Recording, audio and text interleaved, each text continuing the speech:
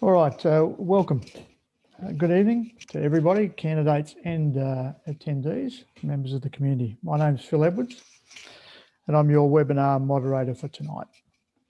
Welcome to this Community Candidates webinar for the Bellarine Ward, hosted and funded by the combined Bellarine Community Associations to provide an opportunity for community members to listen to the candidates for the Bellarine Ward in a COVID safe gathering. Welcome to Mercedes Drummond, the President of the Drysdale Clifton Springs Community Association, and Jeff Fahey, the President of the Portarlington Community Association, representing two of the community associations on the northern side of the Bellarine. I'd like to begin tonight's webinar by acknowledging the traditional custodians of the land on which we live today and pay my respects to their elders, past and present.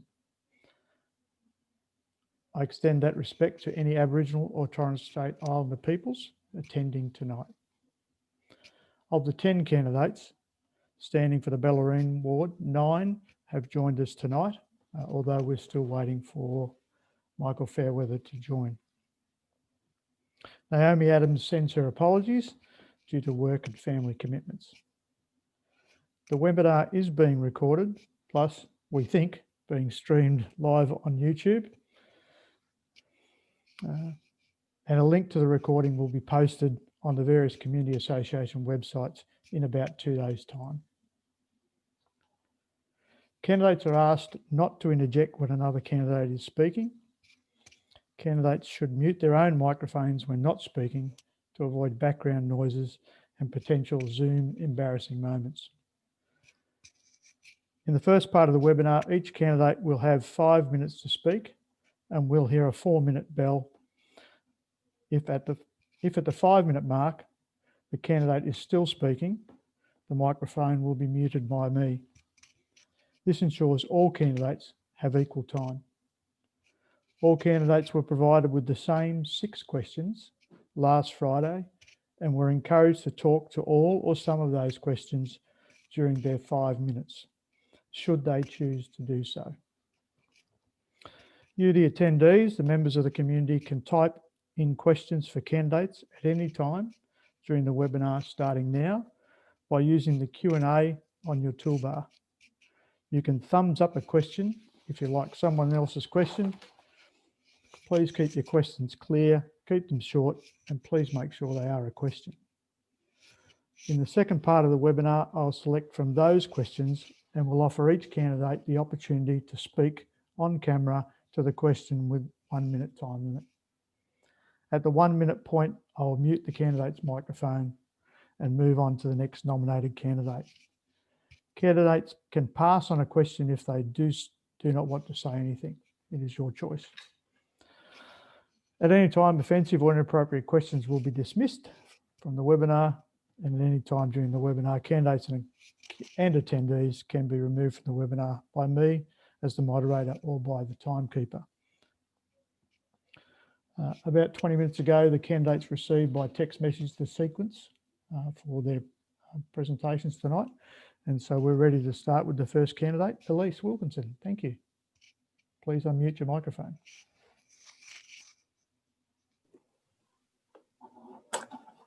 Hello, and thank you.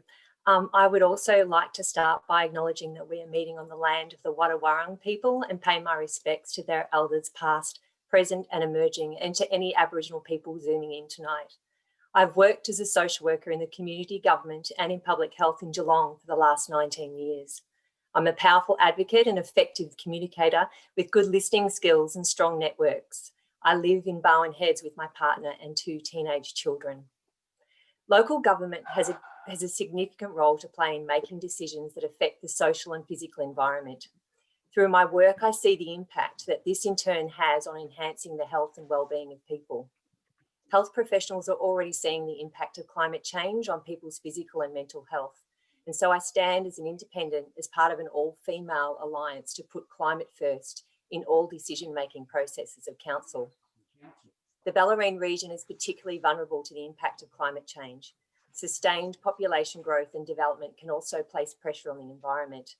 Results from the recent Geelong Community Survey provide a clear message that residents in the Bellarine want action on climate crisis and do not believe enough is being done to address these concerns.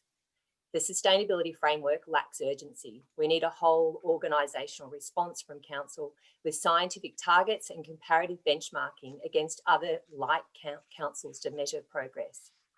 One goal that should be targeted is zero net carbon emissions by 2030. If elected, I would advocate for an action response commensurate with the crisis we are facing.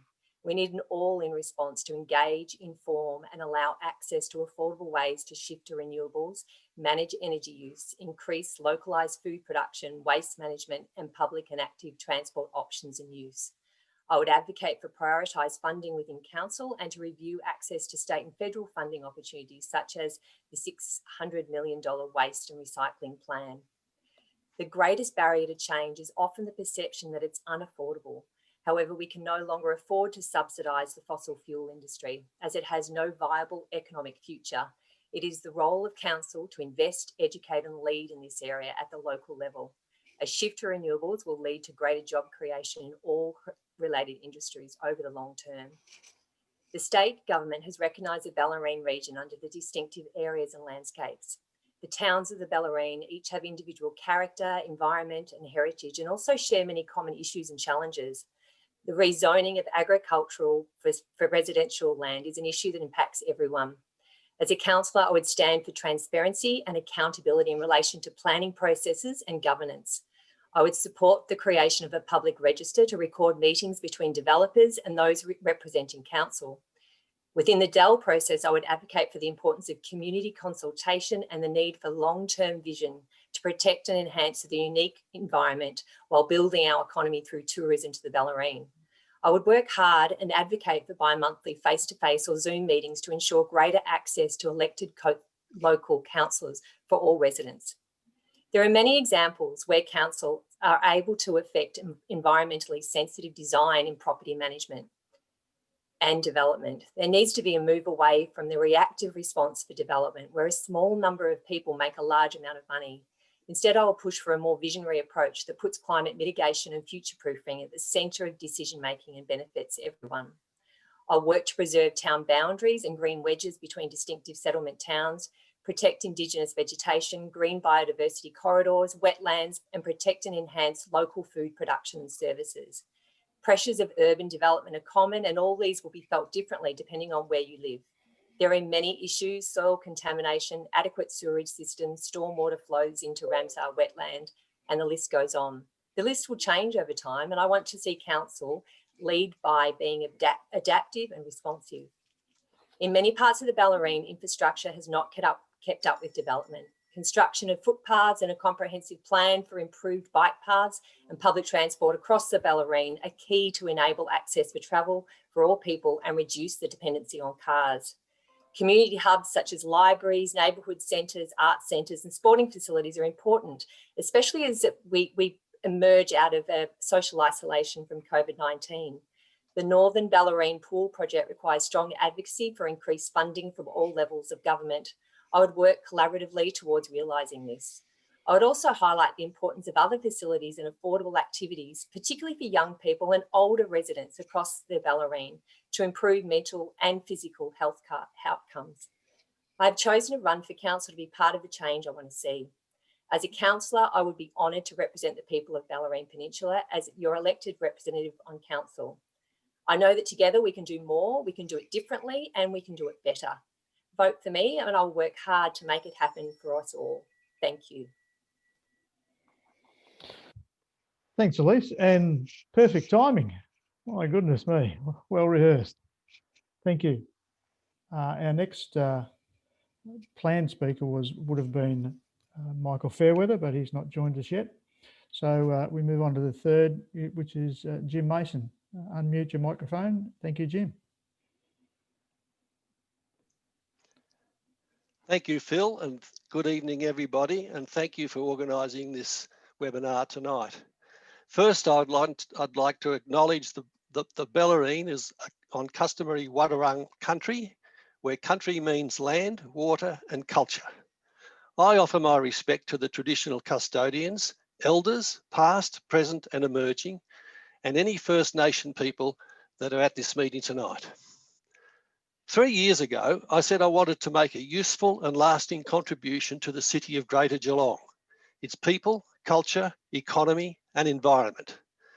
I've achieved that aim in part.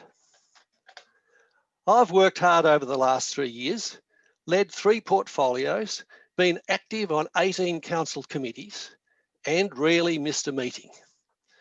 I've built sound relationships and demonstrated resilience, integrity and stamina. I updated my governance skills by completing the high-level Australian Institute for Company Directors course. This complements my professional skill set in international relations, humanitarian disaster recovery, civil engineering and environmental science teaching. I know and grew up on the Bellarine and have made a significant contribution to the natural environment and the community through my leadership of Bellarine Landcare over 8 years and my membership of the Manaram CFA. I have a track record of carefully assisting hundreds of Bellarine people with their problems. A track record of independence and mainstream progressive thought based on science and world's best practice. A track record of holding traditional labour values, social equity, the environment, local business, agriculture and community networks. I'll continue to put in and apply my skills because there's a lot more to do.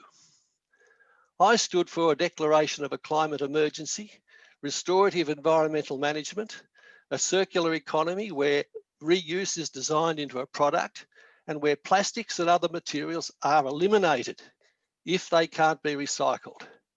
Over my tenure, I was council representative on the Council Adaptation Committee and the Association of Bayside Municipalities. We now have planning rules for areas threatened by sea level rise. There's a lot more to do, more community education and more to strengthen planning policy targets for climate and biodiversity action. I support ethical, transparent governance. I will support the establishment of a public register of all meetings between property developers, city administration and councillors. I support and stand for a culturally safe city and a reconciliation action plan.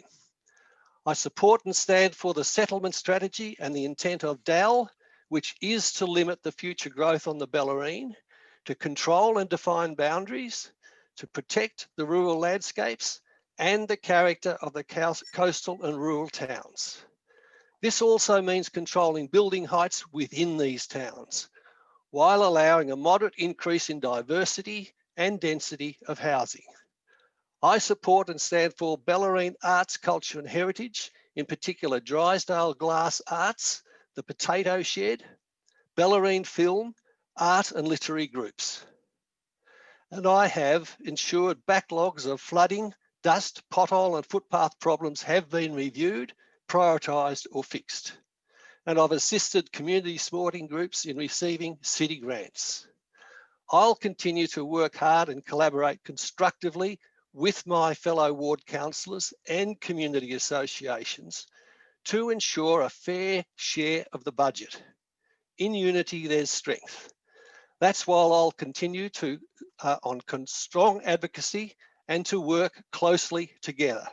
To work together for social housing, transport, restoring the natural environment, for an extra $5 million funding for the North Bellarine Aquatic Centre, and funding for the implementation of the Shared Trails Master Plan. And there's much more.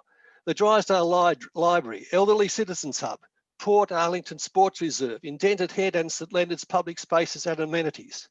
I will continue to work hard for the Bellarine and I will not let you down. Thank you.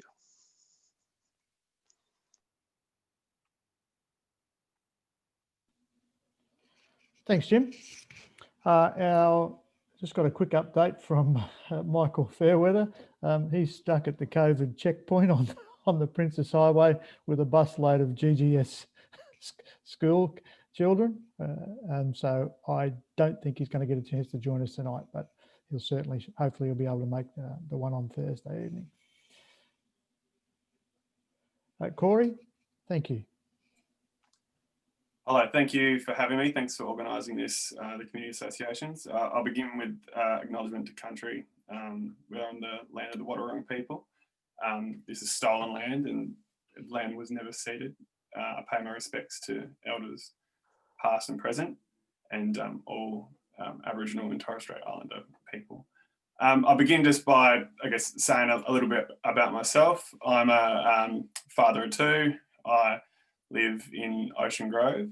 I grew up in a rural area where I worked on farms, livestock, picking fruit, manufacturing. So that'd be where I found a love for the environment and for land, and also learned how to work pretty hard. I then did a chefing apprenticeship in the city, and I worked in kitchens for 10 years in hospitality.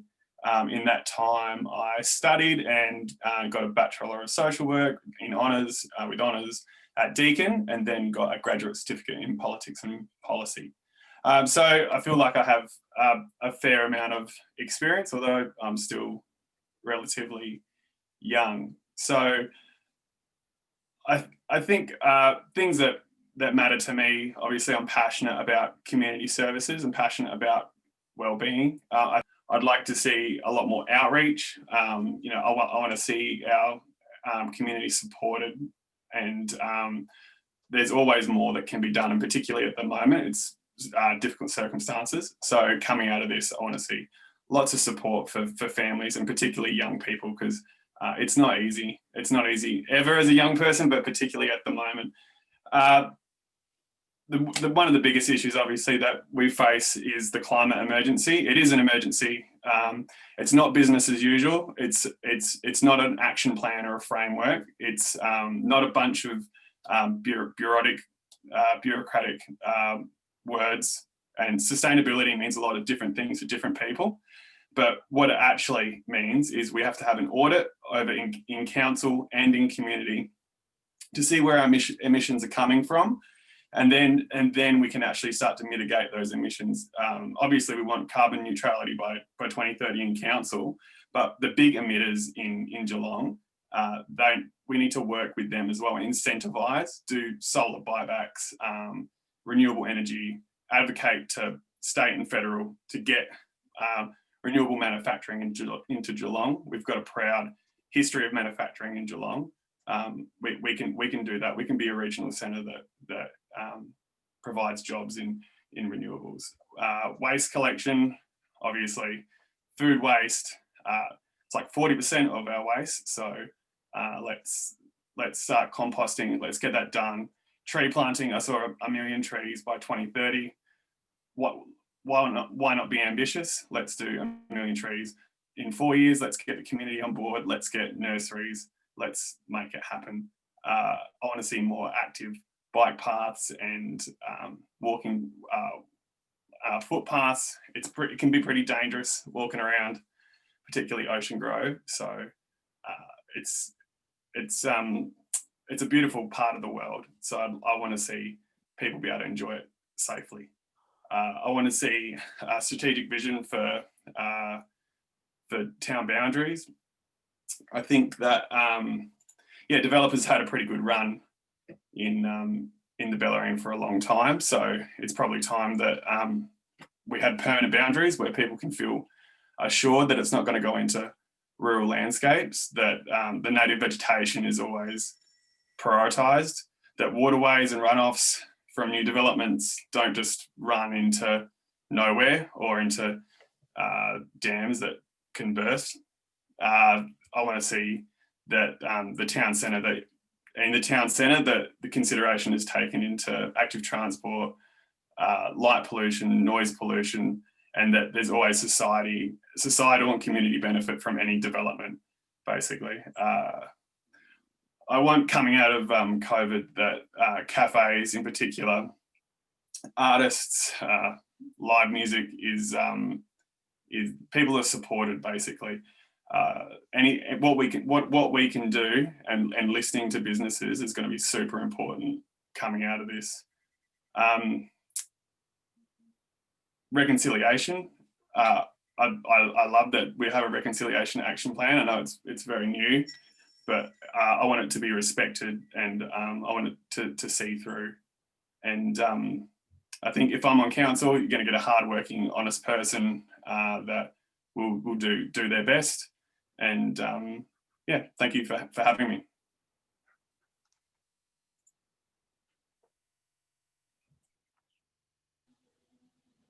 Thanks, Corey.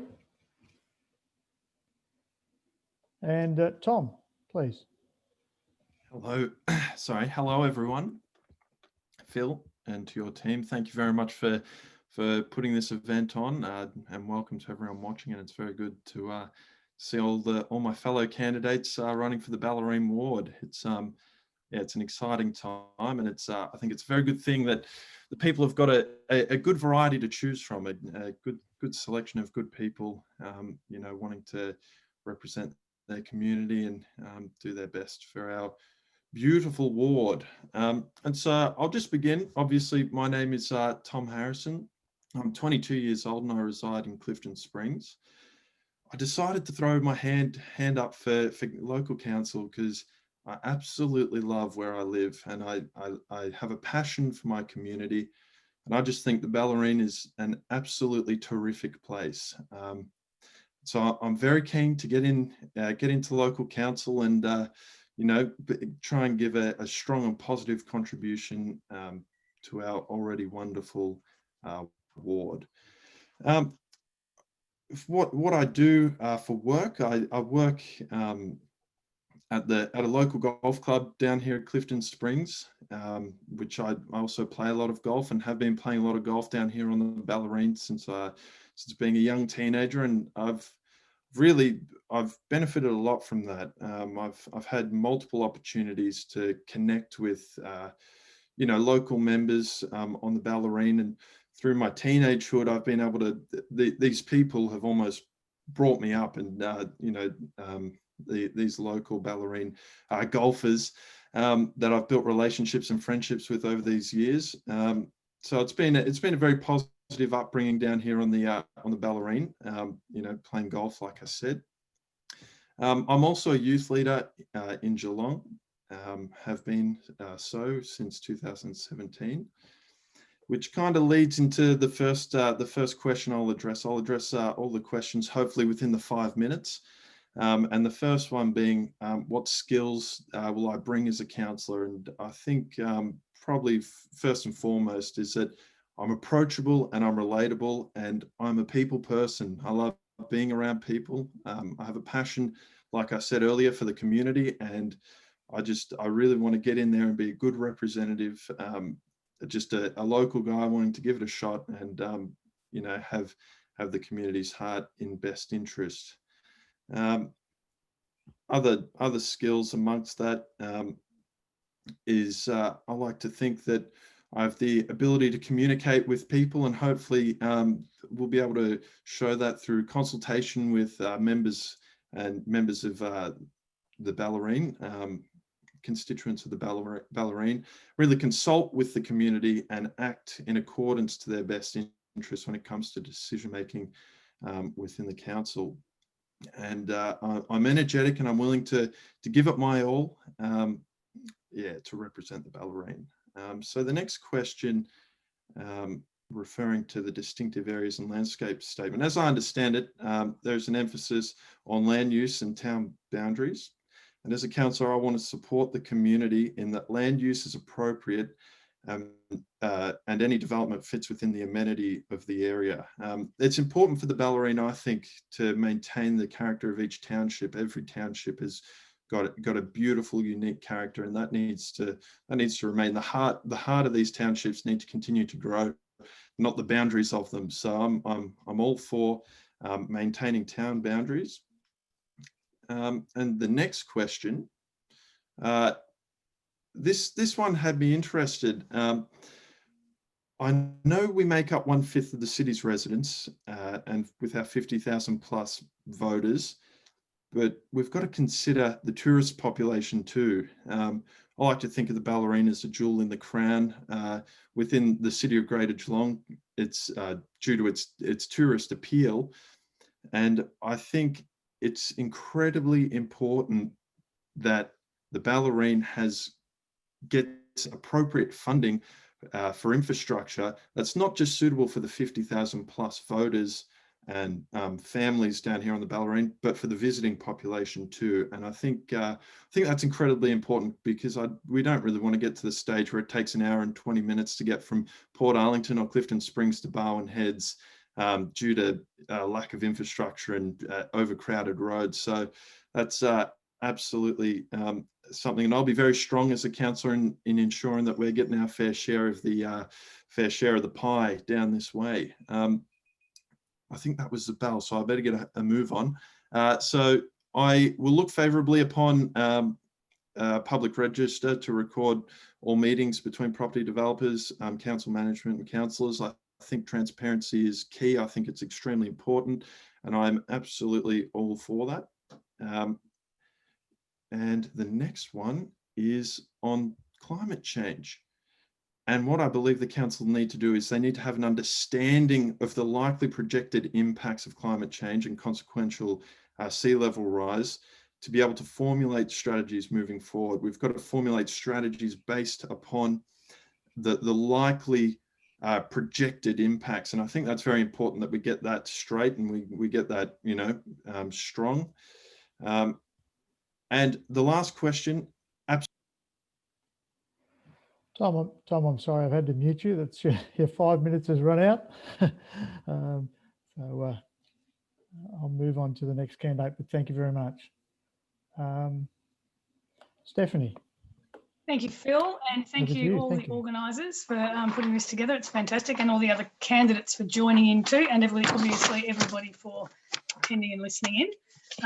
It's really great to have so many good candidates here.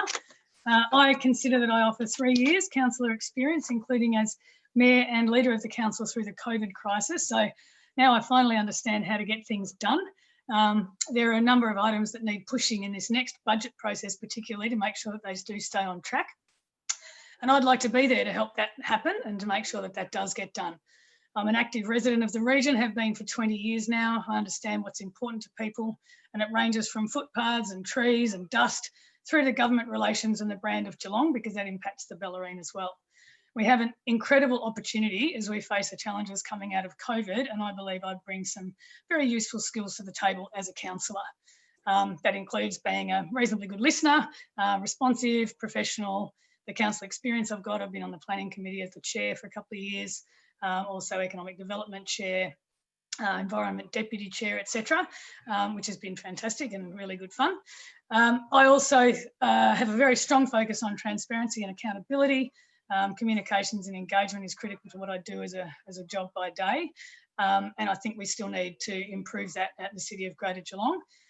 We also need to continue to improve the processes and raise the standards of professionalism, because I think there's a bit of work to do there as well. Sustainability is a huge focus of what I do. I've been 25 years in the sort of environmental performance reporting game, an annual reporting game. So I do understand how to measure and set targets for improvement. And just as a bit of clarity, the framework and the policy for sustainability at City of Greater Geelong is the governance piece that was missing to compel the whole of the organisation to care. It was all landing on the environment team. So now we've got the framework and policy as a governance piece in place, we can start getting some action happening. And yes, that hasn't been happening quickly enough, but it is definitely urgent. And the committee to help out with that, the consultative committee from the community, the applications will open in November. So that's when people can actually start to really get in and drive that from the community point of view. So that's the exciting part. I know it's taken a long time, but it wasn't as simple as a declaration. It had to be a lot more whole of organisation at the City of Greater Geelong. So that's what's happened there, and everybody's behind it, and we got unanimous support for action in this really critical area, which I know is really important to people of the Bellarine, as it is to me. So we really needed to make sure that happened in a united way, because climate emergency declarations divided nearly every council that they got across the line in or didn't. So we didn't really want that.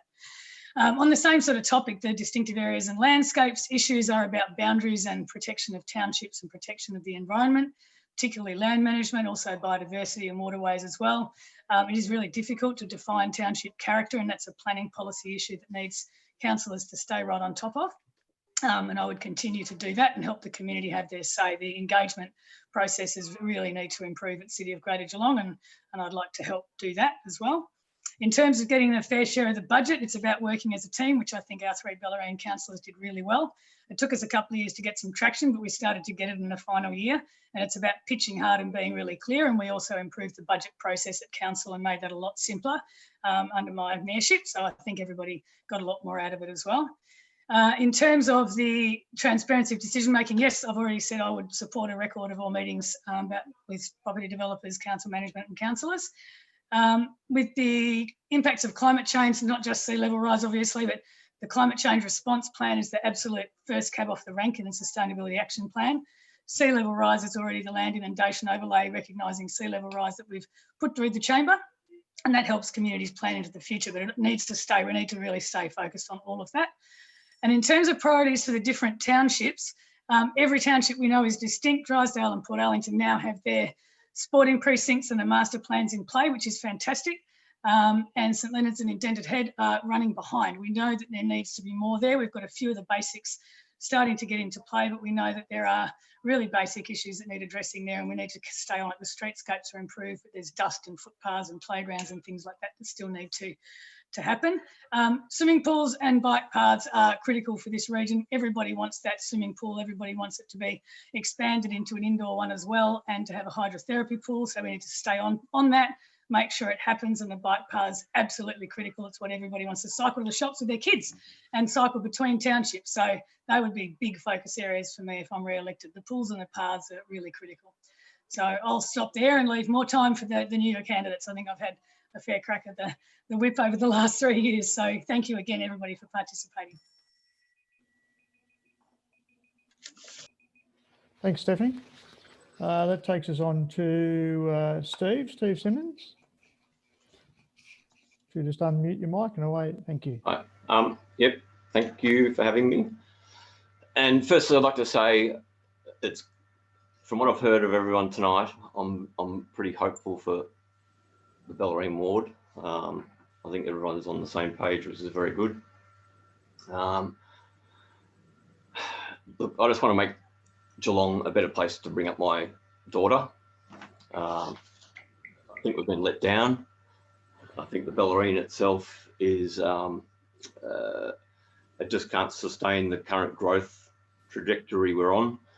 And I know a lot of those decisions have been made by previous councils, but there just still seems to be a fair bit of creep, whether it's in the town boundaries or whatever the case might be. So we really need to slow things down and just sort of make sure the infrastructure gets right first. On the issue of transparency, which to me is probably the biggest issue that I'd be running on, is my biggest question is, why don't we already have a public register? Like, I'm sure this has been on the agenda for many council meetings through many councils, but it just hasn't happened. So that would be my first question. Yes, I'd be advocating for it, and I'd be advocating for it every single week, ongoing, basically, because it's such an important thing.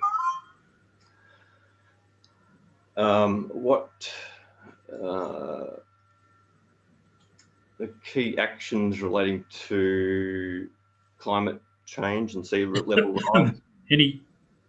Sorry. No, sorry. Someone's butting in. Anyway, so yeah, climate action. Obviously, we have to be honest with the whole community. Taking action does have a cost, but it clearly has to happen because we just hear time and time again that taking no action is actually more expensive. So it's really a no-brainer, but it's up to us and our leaders to be communicating the actual facts of this is happening, it's real. From everything we've heard tonight, everyone else in this ward sounds like they're supporting action more. It's just a matter of making it happen.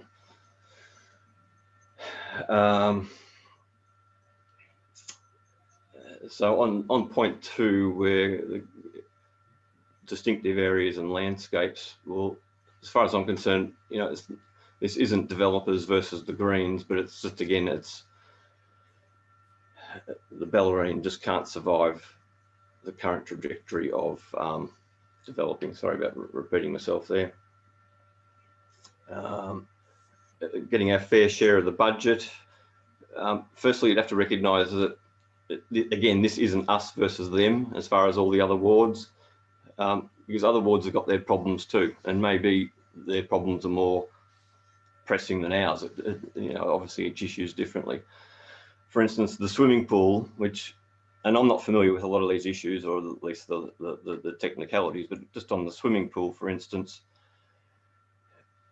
North Bellarine may be entitled to a swimming pool if we continue to grow as we're growing, but if we're wanting lesser growth, then perhaps the swimming pool isn't something that we should be advocating for. The areas that are going to get the growth, whether it's Armstrong Creeks or western, northern sides, then maybe they're the ones that should be getting the money for the pools, to be giving them their infrastructure, knowing that we do have pools on the Bellarine. We're well serviced by Splashdown, the Ocean Grove pool. So, I mean, it's obviously all swings and roundabouts. Steve, 1 minute. Okay.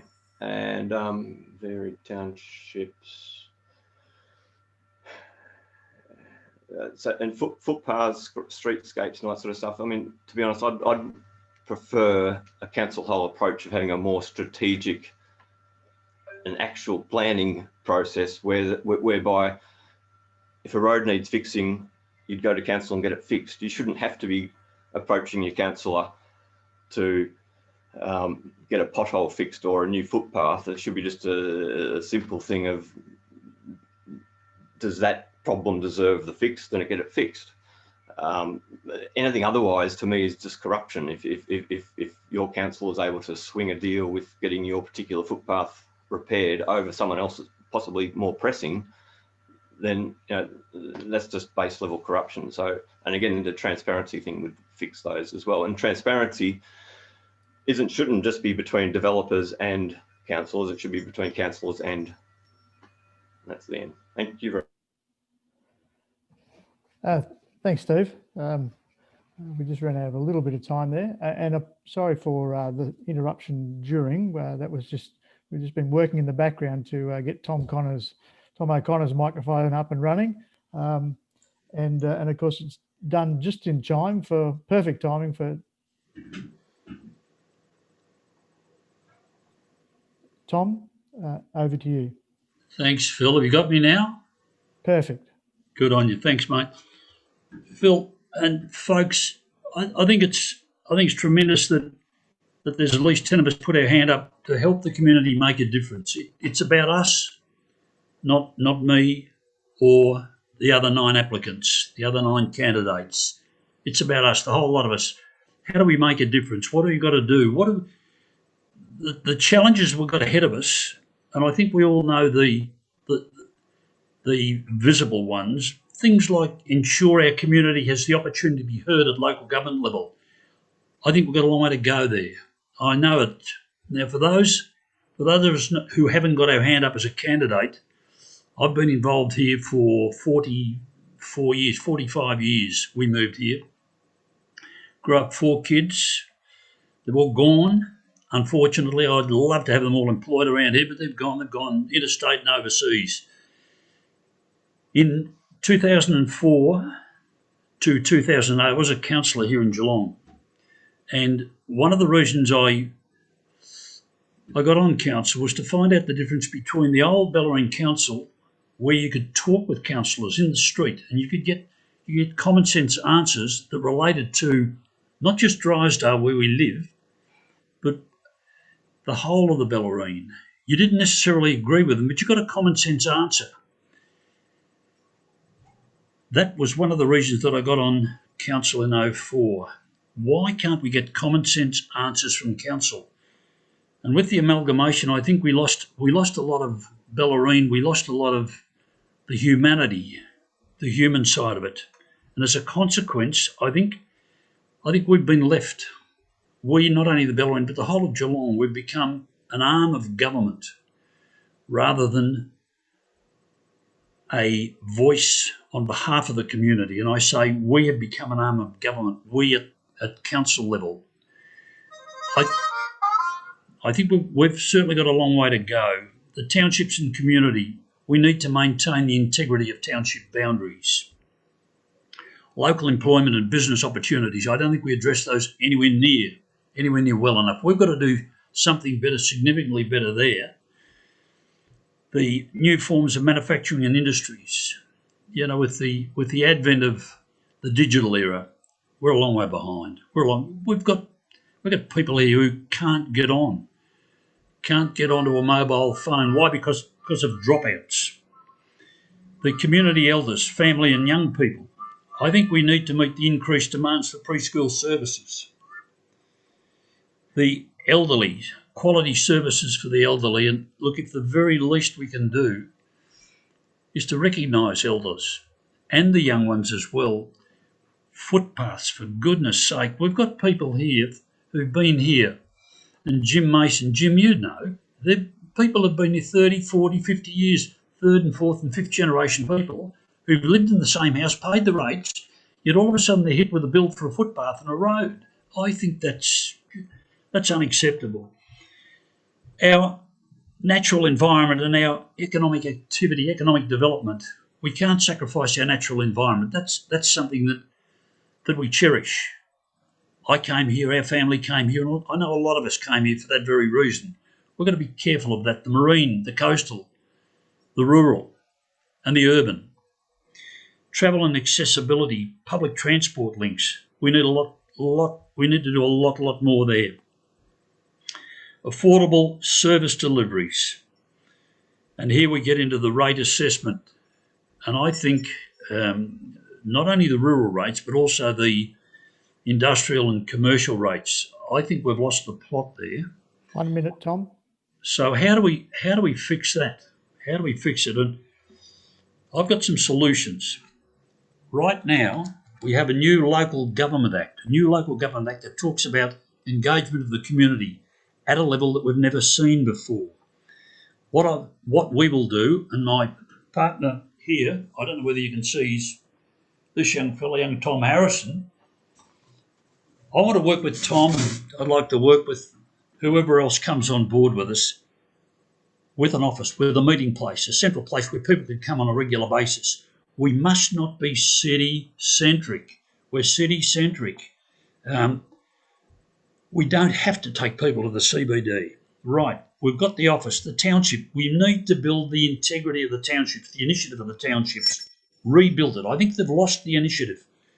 We have allowed our townships to become subservient to the government. And the last thing is plan Bellarine. Where are we going? We need a plan for the Bellarine, a plan that takes in every settlement, all the farmers, a plan for the marine and a plan for our coastline. And unless we do that, unless we think and work and act together, and I mean community. Tom, I'll have to stop you there. Tom, I'll have to stop you there. That's your 5 minutes, mate. And that takes us to our final speaker in the first part of the webinar, Trent. Thank you, Phil. It's my absolute pleasure to be able to speak to you all this evening. Thank you, everybody, from attending in home. Thank you to the combined Bellarine Community Associations for their invitation and all the good work they do in putting this together. We'd all much rather be meeting in person like the last election, but we're marching forward and it's difficult to put an event together like this, so well done. Now, as a broad statement, Bellarine residents deserve more services and infrastructure. As your representative, I've been able to deliver multiple projects, such as funding for a new pool, a project that's not based on possible future demand, but based on demand that's existed for over 10 years. I've been able to deliver childcare centres, sporting reserves, community hubs, school safety upgrades, senior citizen centres, new playgrounds, streetscapes, but we got to keep fighting for more. We always must be keep fighting for more. We can never be happy with what we have. I worked hard with my fellow councillors to lock in our town boundaries, something that the City of Grey Geelong and the councillors did in 2018. That's locked in from a local laws perspective. This is vital for all of us to keep our green breaks, and something I've worked with in the distinctive areas and landscapes projects, the state government, to further preserve. This is naturally to stop suburban sprawl and to keep the Bellarine beautiful, you know, the reason why we all live here. Now, Bellarine ratepayers also deserve as much return on their hard-earned dollars as inner city Geelong residents receive. If re-elected, I promise to fight for a greater share of funding for the Bellarine. It's something that is a hot topic always. As 3 new councillors, we were put at a disadvantage when it came to budget time in this last council. We were blindsided by a woeful process, but we cannot allow that to happen again. So I'm always open to new blood, absolutely, but we do need some sort of continuity in the council. We need better roads, we need more footpaths. I will strongly advocate as well, not just roads, but safer road shoulders and maintenance, because our arterial roads are not becoming any less congested. You know, we're seeing high vehicle numbers at higher weights and more often. I've watched my own street in Portarlington transition from a suburban street to a thoroughfare over the last 4 years alone. This is one of council's core responsibilities, and it must be attended to. And you don't even need to call your local councillor on a base level. If you have a pothole, you can use one of the fantastic app the council has. You snap a photo and send it through. This is one of the initiatives that's come out of the last council.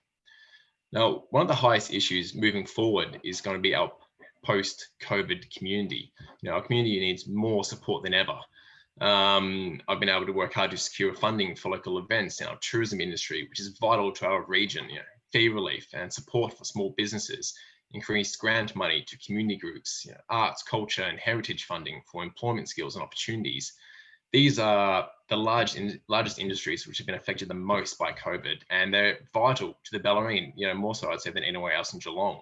So they need our support going forward for the post-COVID economy. We need to be clever and creative about our future as well. That's part of our 30-year vision. We all live in the Bellarine for what it has to offer, and we can increase opportunities and support right here without sacrificing what we already have. That's always been the main part, that there has to be some sort of trade-off. Well, there doesn't. If we're clever and creative, we're smart about what we're doing going forward, we can keep, you know, local people here, local jobs here. We don't have to outsource or move out of here.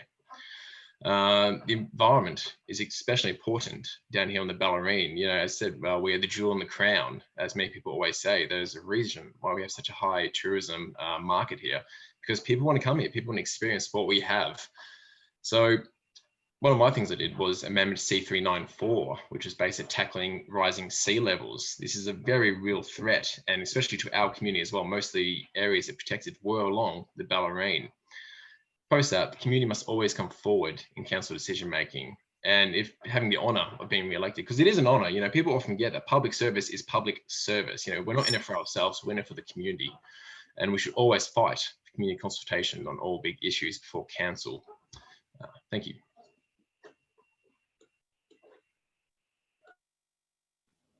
Trent, that was your 1 minute bell. So you've got, if you had another burst, you've still got some time. Oh, I'm okay. We should probably get on to questions. Thank you, Phil. Okay, thanks, Trent. So I've had questions coming in on the Q&A platform, but for some reason, questions don't appear to be getting voted up to indicate more people want to have an interest in a particular question. So with your bearance, candidates, what I'd like to do is select some of those, plus some that we received offline, and get a bit of a mix of both. We're comfortable within the webinar software, we'll have capture all the questions that get asked. And as we said to all candidates some time ago, we will send you a list of all of the questions that don't get answered, and seek you to answer those in a short time frame. So before we go to what's sitting on the Q&A platform, one that came in earlier, and it is across all of the Bellarine, was about footpaths, shared trails, you know, social infrastructure. More importantly, what would you see are the funding opportunities to create those networks, other than the stock standard subjecting to the ratepayers to their special rates charges? 1 minute each, please, and we'll start with Trent. Just need to unmute. Sorry, Phil, could you please repeat the question? Okay, so for everybody, the question is in regard to social infrastructure, footpaths, shared trails, where there are significant gaps on the Bellarine. How would you see those being funded, other than the stock standard approach of a special rates charge, which hits ratepayers? Thank you. Excellent question. Well, it was this council which actually started a project called the Shares Trail Master Plan, aimed at making these connection gaps on the Bellarine, not just footpaths, but trails which service walkers, cyclists, horse riders, even anybody who wants to get out and get mobile within our community. These are gaps such as Drysdale to Ocean Grove to Point Lonsdale, Drysdale to Portarlington and whatnot. In regards to footpaths along suburban routes, we're always shocked that council needs to send out extra bills to residents, and they must come out of council allocated funding budgets. That this is not something that the council already has put aside, has a plan to fund in future. It's almost ad hoc in a certain way of doing it. So as councillors, we've always pushed to get access to these plans. You know, what is this list? You know, what are we prioritising in terms of footpaths for our community? And why are we handling our finances in a way that means that residents don't have to go out of pocket for an extra step when we're already spending their money? So that's something that I've been pushing for, and I'm looking forward to pushing in further in the organisation that is the City of Greater Geelong.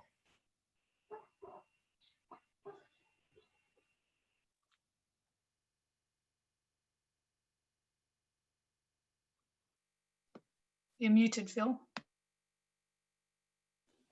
Thanks, Trent. Thanks, Steph. Tom, your turn. 1 minute. Would that be Tom O'Connor or myself? Sorry, Tom O'Connor. Unmute. The new Local Government Act allows for investment in conjunction with council, something like a private-public partnership. And there's a lot of issues like the footpaths, like the shared trails. The shared trails have pretty much died it seems to have died a natural death. I've got some paperwork here. As a bike rider, not only as a swimmer, but as a bike rider, we've canvassed for safer roads for cyclists, as well as the off-road cycling. And it seems to have gone into limbo. But I can understand all of that. The complexity of dealing with the Bellarine is part of the challenge that we've got to take on board. It's not just one item, it's a whole series of items that we as a community have got to take on board through the townships and the rural and the people that fish and the recreational and also the holiday makers. We've got to do a better job as councillors and as community leaders. We've got to prepare the budget. We've got to work off a plan. If we do nothing else, let's set a plan for the Bellarine by township or by location, however we choose. Set a plan and put a budget to it that we set. Don't rely on somebody else to set it for us.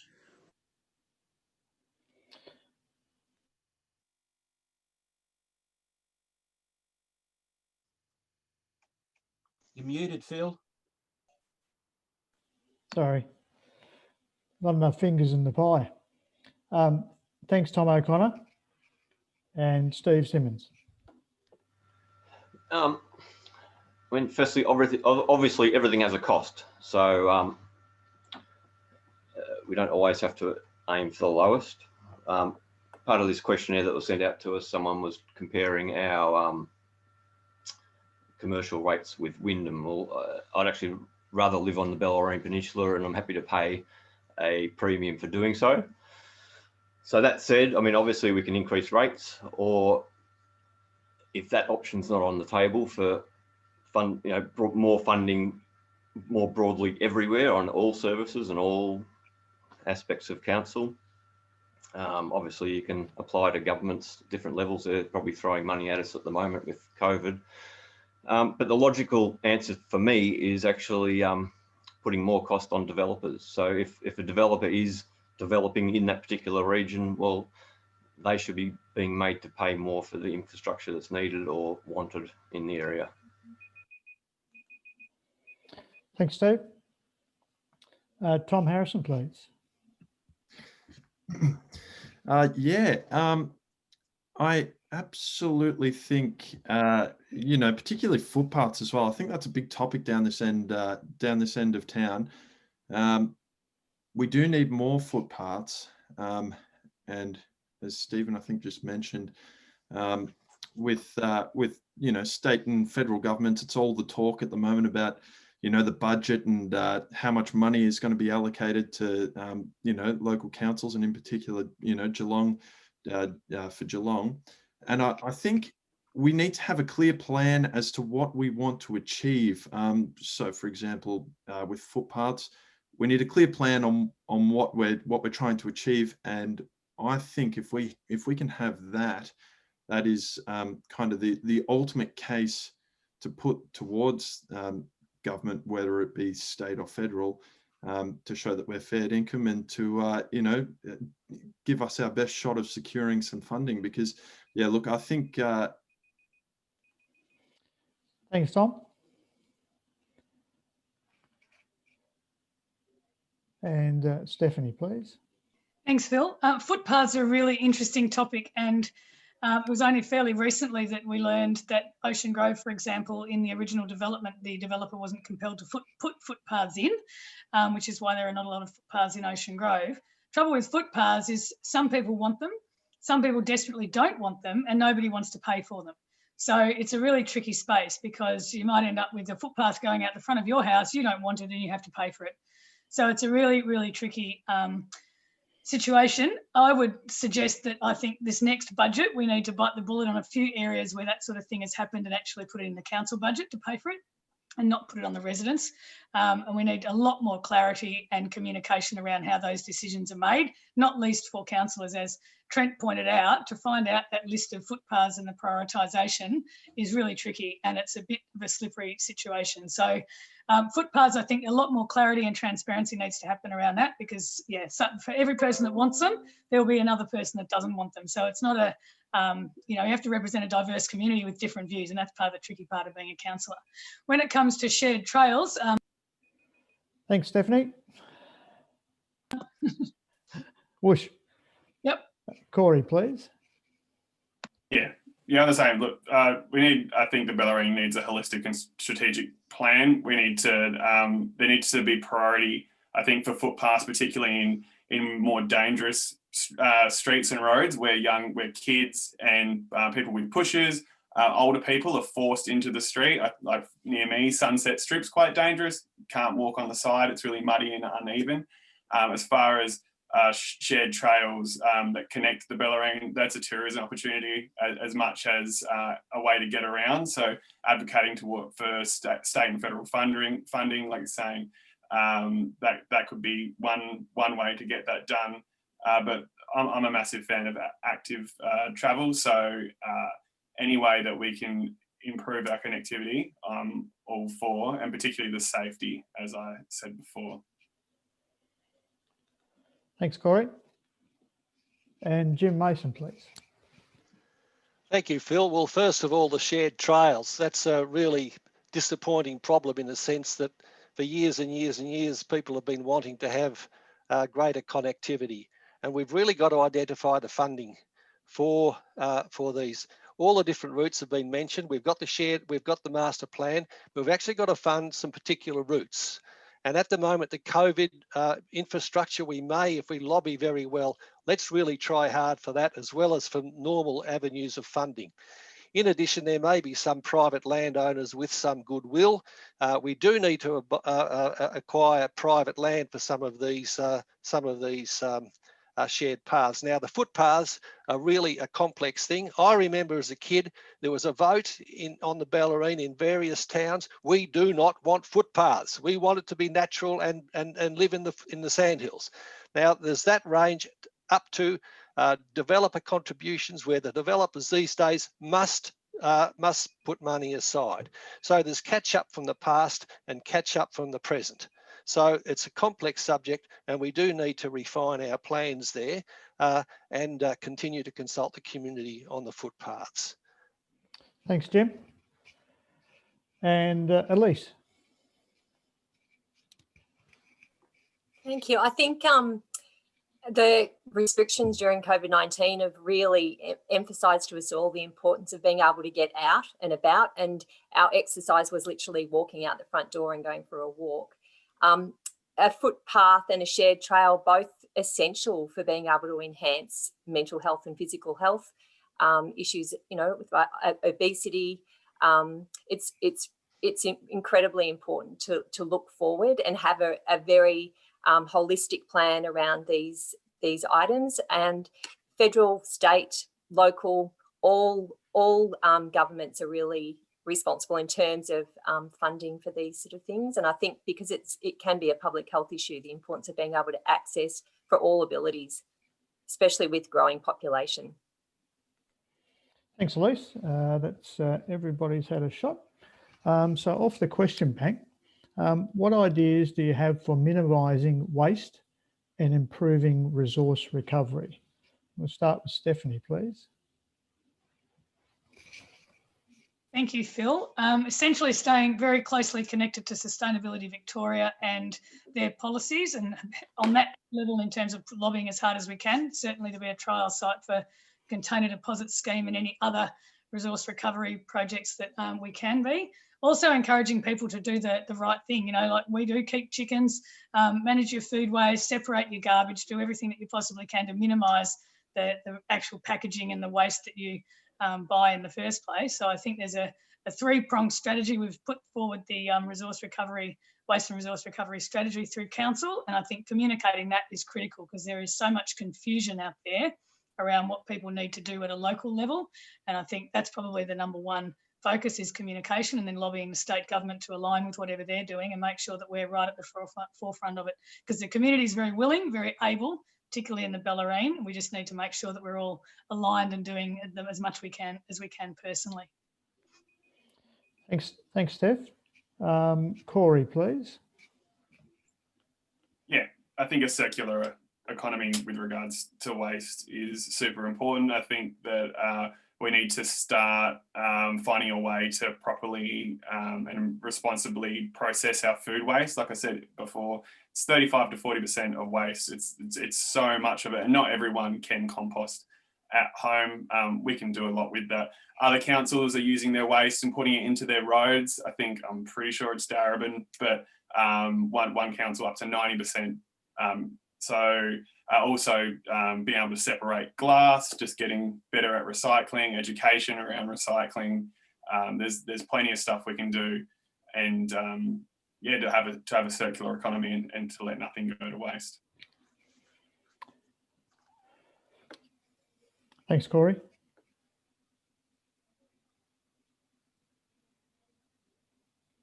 And Trent, please. Thank you, Phil. Waste is a huge topic at the moment. When China stopped taking our waste, it was a wake-up call for all councils worldwide who needed to renegotiate their recycling contracts with the local provider. Waste doesn't simply disappear when we put it in the bin out the door. That's becoming more and more clear to all of us. The adage is to reduce, reuse, recycle, and local government plays a key role in this moving forward. We need more support from state government, first of all. They collect our waste tax and have so far given nearly nothing of it back to local governments. So this is something that we need direction and assistance from by higher levels, but we need to be directing the policy and the conversation in what we expect of them as well. As part of this council, we were able to create a $3 million green waste facility out near Anarchy. This is a place where we could compost all of our green waste and then sell it back to local farmers to use it on their properties. So that was an example of the circular economy sort of coming full circle in that area. This is a very constantly evolving area. There's more we can do, but the council should always be proactive. Thanks, Trent. And Tom O'Connor, please. Tom, you need to unmute.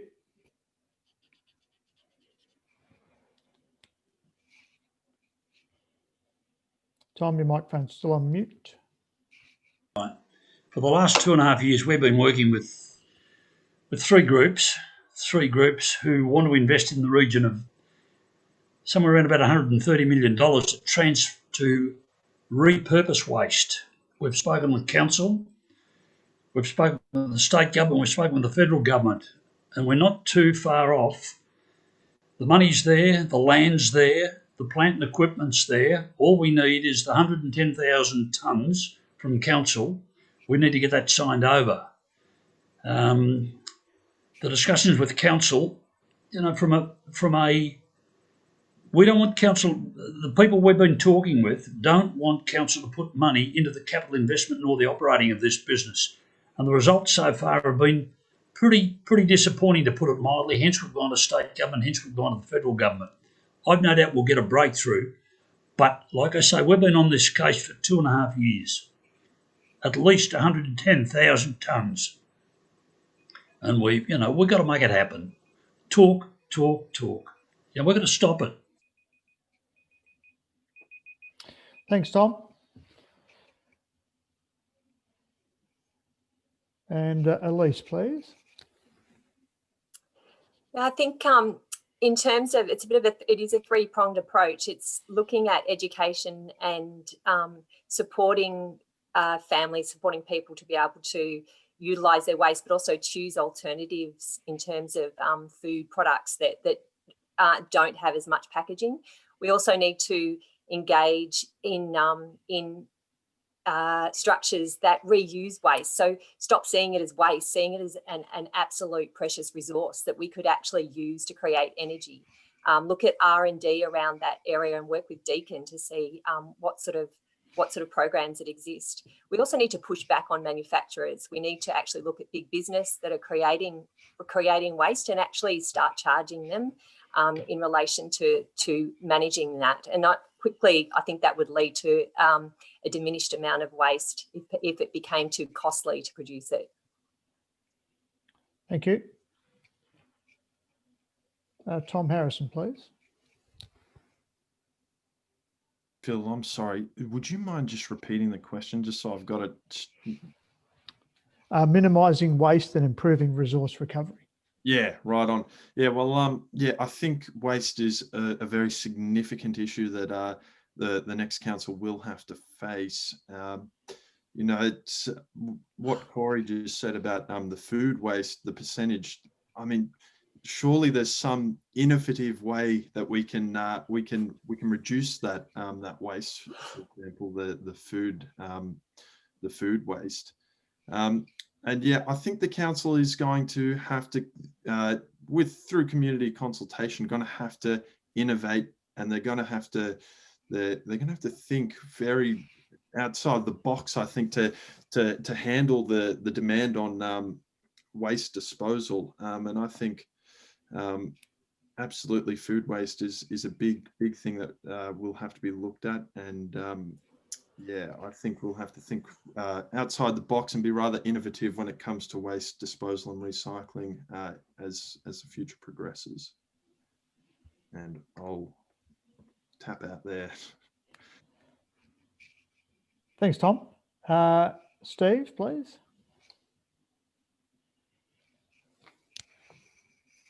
I shake my head in despair for my daughter's future, because these questions have been asked for the last, or since the 70s that I can remember, and there are solutions, but obviously that they have a cost. So or they need leadership to actually advance the issue beyond doing another report, having another consultation, doing some education. I'm a reasonably intelligent person. I do all my recycling and composting like I thought I should. And then the council the other day, and I think this just shows you the failure of the communication that we've been having, but also the continued failure, because after reading their big fridge magnet as to what I should compost and what I shouldn't, I came away with more questions than actual answers, and now I'm confused. So some things you can do the package, but not the lid. Just crazy stuff. So better communication and more action. Thanks, Steve. And finally on this question, Jim Mason, please. Thank you, Phil. And just on the question of the lid, that's a really good example. The lids can't be recycled where the other plastic can be recycled. So this comes back to the circular economy, and we've really got to push hard for the circular economy. That's local action, and it's also national and international action. We import a lot of goods with awful packaging. So the whole thing is, there's certainly local action, local advocacy, and then we've got to advocate for very strong national action as well. Locally, we're already working on FOGO, food and organic waste. There's going to be a fourth bin soon. Container deposit schemes are somewhere along the way. There's a whole lot of things that we have to do, but basically we've got to start understanding that we've got to limit the amount of waste through using a circular economy, using and reusing items and not using items that cannot be recycled. So there's a very complex thing, and we need integrated business throughout the state and the country on what's materials we do produce that can be recycled. Thanks, Jim. We'll just move on to the next question. Long question on the question bank, but I'll just trim it back down a little bit. We'd like you to speak about your views about heritage protection and the protection of important architecture across the Bellarine, although the question does talk in particular about a property in Drysdale, but perhaps you would talk more broadly across the Bellarine on heritage and architecture protection. And we'll start with Jim, please, Jim Mason. Thank you for the question.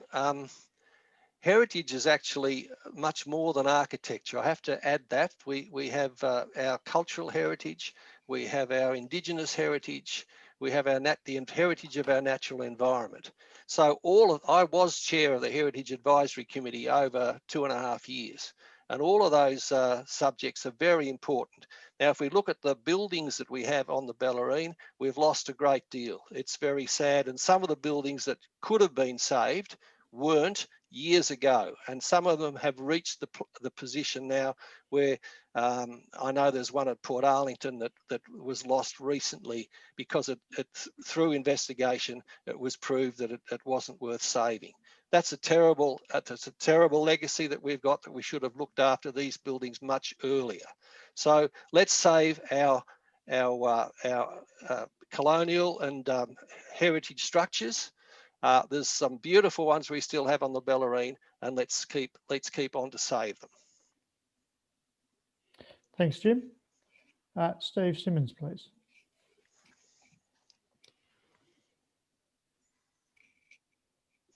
Steve, just unmute. Thank you. Okay, that should be me. Not my area of expertise, but just two things I'll say.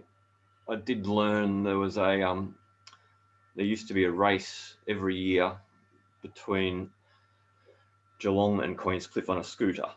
So I'd like to see that heritage return, if at all possible. It had something to do with AFL players, and it sounded like a good idea. I can't believe I hadn't heard of it before. But just to the heritage in general is obviously important. Geelong wide, the city by the bay, things that were important to me, for instance, the overpass that's between the Westfield car park and Westfield that blocks the view of the bay is a disgrace. Obviously it was done 20 years ago, and I'm a little bit off topic here, but it just goes to show my views and how, planning affects everything a long way into the future. And retaining our heritage is very important, whether it's a view or a building or just the character of a township. Thanks, Steve. And Tom Harrison, please. I think it's specific. It was architectural heritage, I believe, and I think it's extremely important that the architecture that is heritage ought to be looked after. I believe it contributes. These buildings, for example, contribute a lot to the character of a place. I think in saying that, it is very important that we protect and maintain these buildings, as they're beautiful. They're beautiful architectural, I suppose, masterpieces in a lot of cases, and it draws people in. And I think it brings a lot of demeanor to a town, to a township, and a lot of character. And I think it's very important that heritage buildings are very much so maintained and preserved. Thanks, Tom. Corey, please. Yeah, well, yeah, it comes down to planning and the council's ability to identify and protect heritage buildings. It's obvious that when you come into a small town and you see those and they look beautiful, you want them protected. I think the Bellarine, when you're speaking about heritage, has many culturally significant Aboriginal sites as well that need just as much protection and just as important. So I'd love to, through the Reconciliation Action Plan, I'd love to see those protected just as much as the architecturally important buildings to the Bellarine as well. Thanks, Corey. And Tom O'Connor, please.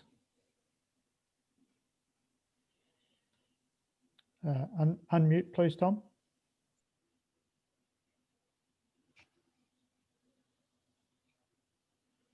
Start again. Yep. It goes back to who were we, who are we, and who do we want to be.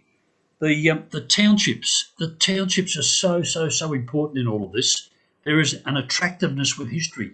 You go to the Portarlington Bakehouse, there is a uniqueness about that. You look at the Portarlington pub, that it's going to go through a massive restoration or redevelopment very shortly. It's retained some of its visible character, but it's, who were we, where did we come from, and what are we going to retain?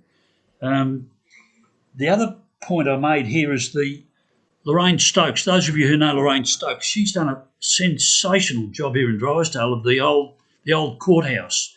Those of you who've got time, go and have a look. She's there Thursday mornings, 9:30 onwards till about 11. Her and her team have done a fabulous job of restoring, bringing not just the internal, but all of the accoutrements that go with it. That's the architectural side. Jim hit on the natural aspect of it too, and we've got. Thanks, Tom. That's your minute. And Trent Sullivan, please. Thank you, Phil. Now, we as Geelong and the Bellarine actually have a fantastic history in heritage and whatnot. We were actually examples of world-class heritage of 1800s architecture and whatnot. Now, the city has not done the best job possible at retaining these assets. Letting something fail in maintenance to the point where it has to fall down is a clear failure. Neglect as an excuse to knock something down and build again is not correct. It's not right. It's not what we're going about.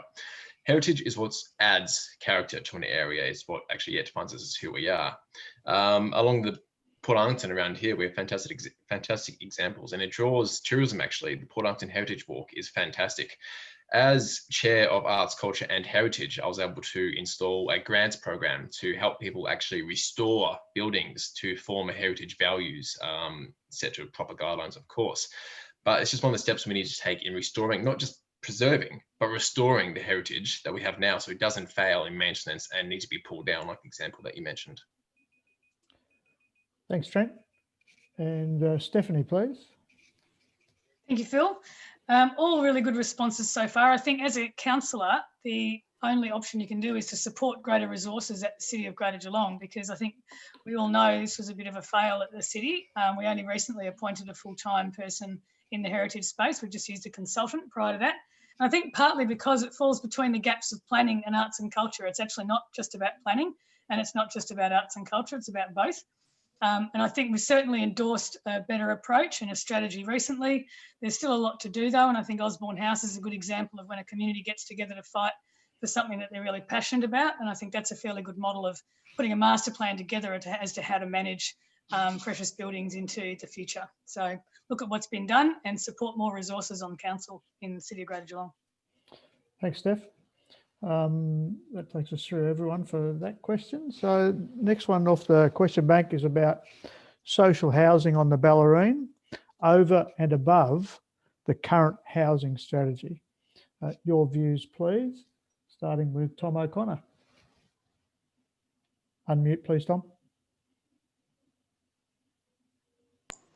I think the figure council have come up with something like 13,500 houses required. It's a real challenge. It's a real challenge. It's when we look at development in the micro sense, not the macro sprawl, we've got to ask ourselves the question, do we really care? Do we really care for them that are in need of housing and food and whatever else, a better life? Give them a sense of purpose, help put some dignity back into their lives. And I still think we've got this NIMBYism. I don't want it in my backyard. I don't want to, they can go elsewhere. I think we haven't handled it well enough. There are the tiny houses that can be done that can house people in the big houses. We're not addressing it well enough as a community. We don't need to rely on council to tell us what to do. We've got to get, where's our involvement in it? We've got to take a big step forward. Thanks, Tom. And Elise, please. The question around housing, social housing within the built environment, Phil? Yes, so the question was about social housing on the Bellarine over and above the current housing strategy. Yeah, okay. So, homelessness and housing affordability is an enormous issue in Geelong. And I think that, again, with COVID-19 restrictions and people needing to remain at home, this became ever more evident. A lot of people have been driven out of areas around the Bellarine because of housing affordability. So really an overlay, a developmental approach to be able to include social housing within developments is really important. And it actually needs to be good quality housing, easy to heat, easy to cool down. So sort of a government, but also private partnership arrangement with affordability in the centre of that. Thanks, Elise. And Stephanie, back to you, Stephanie Asher. Thank you, Phil. I think I've learned over the years that good, well-functioning communities have diverse housing and diverse types of people, and it's about having big houses with small houses, wealthy houses with basic houses, all mixed in together and integrated. And I think we've got to remove this stigma around social housing and assuming that they're just generational unemployed druggies. It's actually a lot of single parents, older people, people with disability, just people who maybe don't necessarily choose the same lifestyle as others. So I think everything for me always comes back to communication and communicating that aspect that a good, well-functioning community has a range of different housing options and that the social housing is integrated into every development and every community. And that way there is a much better chance for the people there and also a better education for the existing communities, and you don't get this sort of vanilla prototype sort of stereotyped housing. So yeah, integrate it and communicate about it. Stephanie, thank you. Jim Mason. Thanks, Phil. Well, we've done a lot of work on this over the last year, and it's really understood that, as Stephanie just said, that we really need to have diversity in this social housing, and it's not all to be congregated in one space. So it's not only the way it's spread out, but it's the types of housing, etc. And it has to be built in, it will be built into the developer contributions more and more, that developers will have to put in more opportunities for social housing.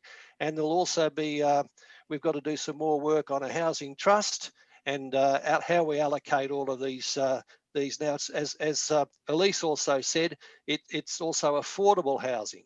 And Tom mentioned tiny houses. There's all this diversity, and we've got to really work on this a great deal more. Thank you. Thanks, Jim.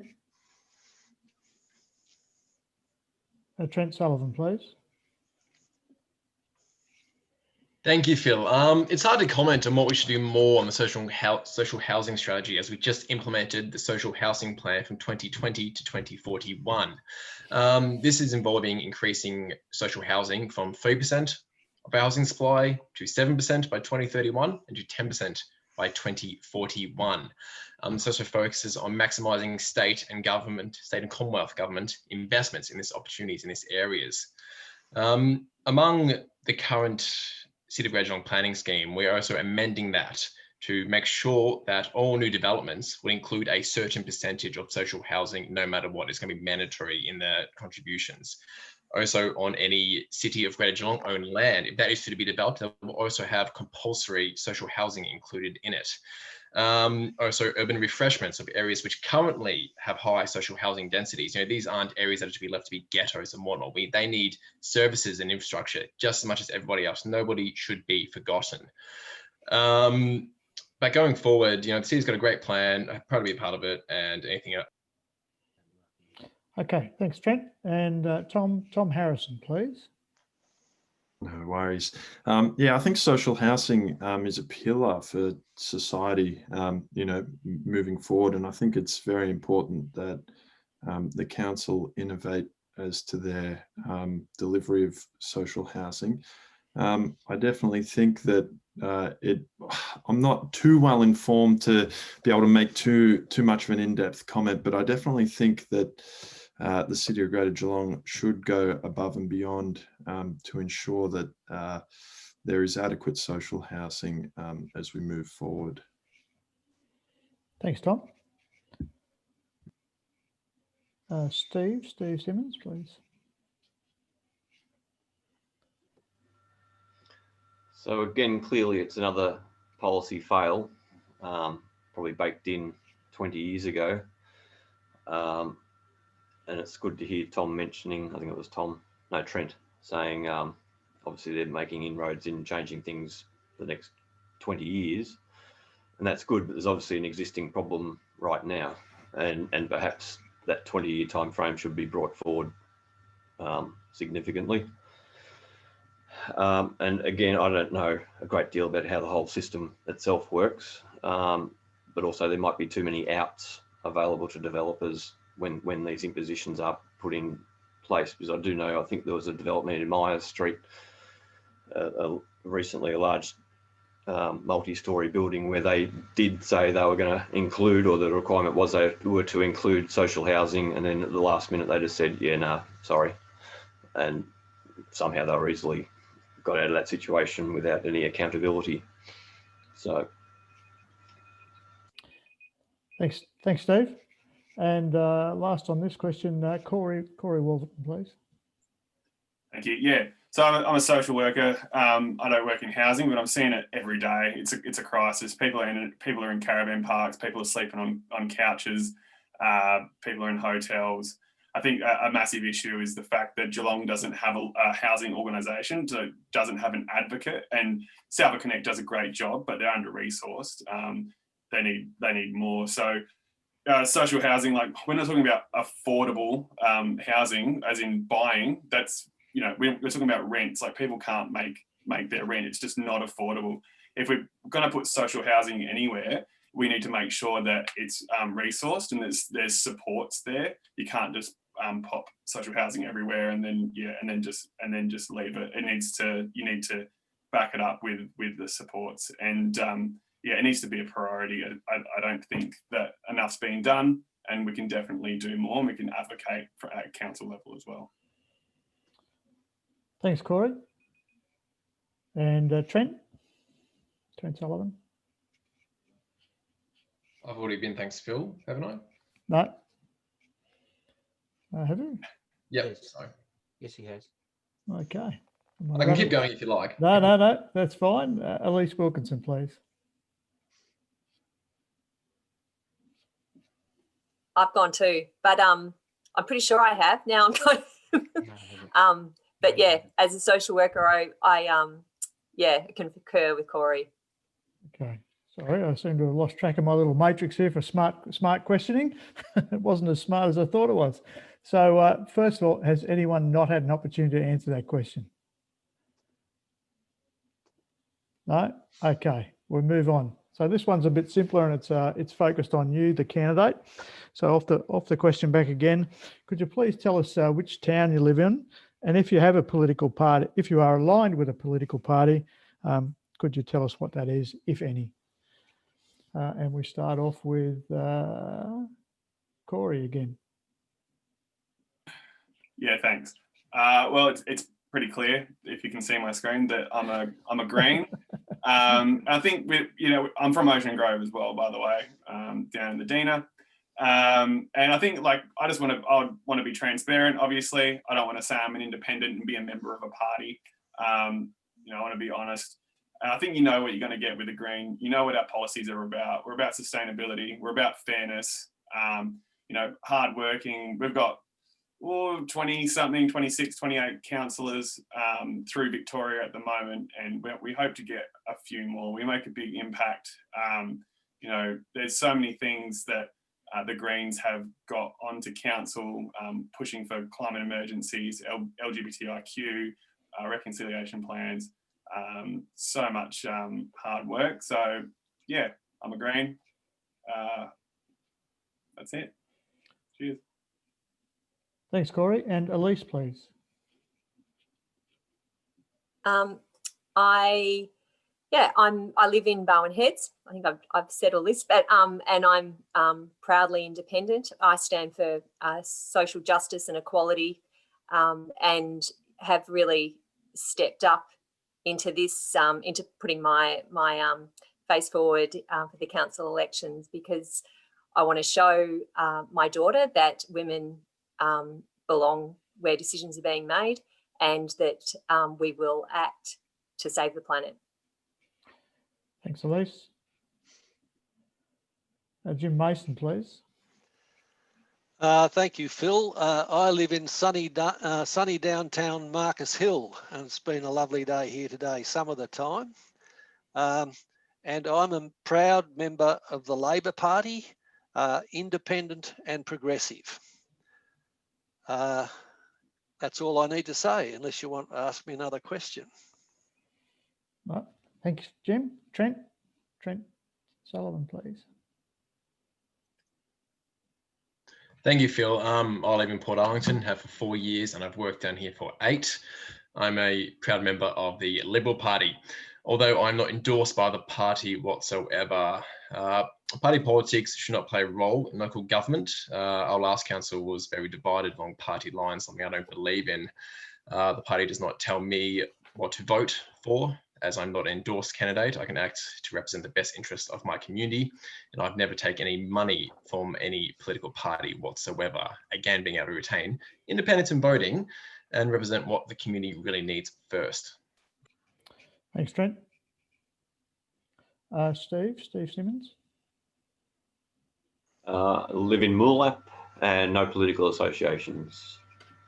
Thanks, Steve. And Tom O'Connor. Unmute, Tom. I live in Drysdale and have no affiliation with any party. If anything, I'm a community party, a community activist, if that's a party. Thanks, Phil. Thanks, Tom. That takes us through all there. Okay. Steph, have I missed you? Sorry. I think, did you miss Tom Harrison as well? I don't know. Yes. I live in Ocean Grove. I've done for 20 years. I'm a member of the Liberal Party, but I don't vote in any way along party lines either. Pretty much the same as Trent, very much independent, and there isn't any place, and there has been no place for party politics in local government. In our council for the last 3 years, there certainly wasn't. So it's been really good. Okay, thank you. And Tom Harrison. No worries. I don't suspect I'll need the full minute. I reside in Clifton Springs, and I'm an independent. I'm looking forward to getting in there and consulting with the community and acting in the best interests of everyone down here on the Bellarine. Thank you. Great, thanks, Tom. Next question, and I think we'll probably get time for one after that. So while you're answering this one, I'm just going to do a bit of a search of the bank and see what I can find the broadest and most topical. But this question is, if council claims the towns of the Bellarine are unique, why can't each town have a decent entrance sign that reflects its particular qualities and brands and is for residents and tourists alike?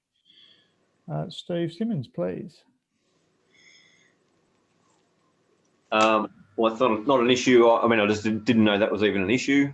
I can't see why we can't have a sign going into the town.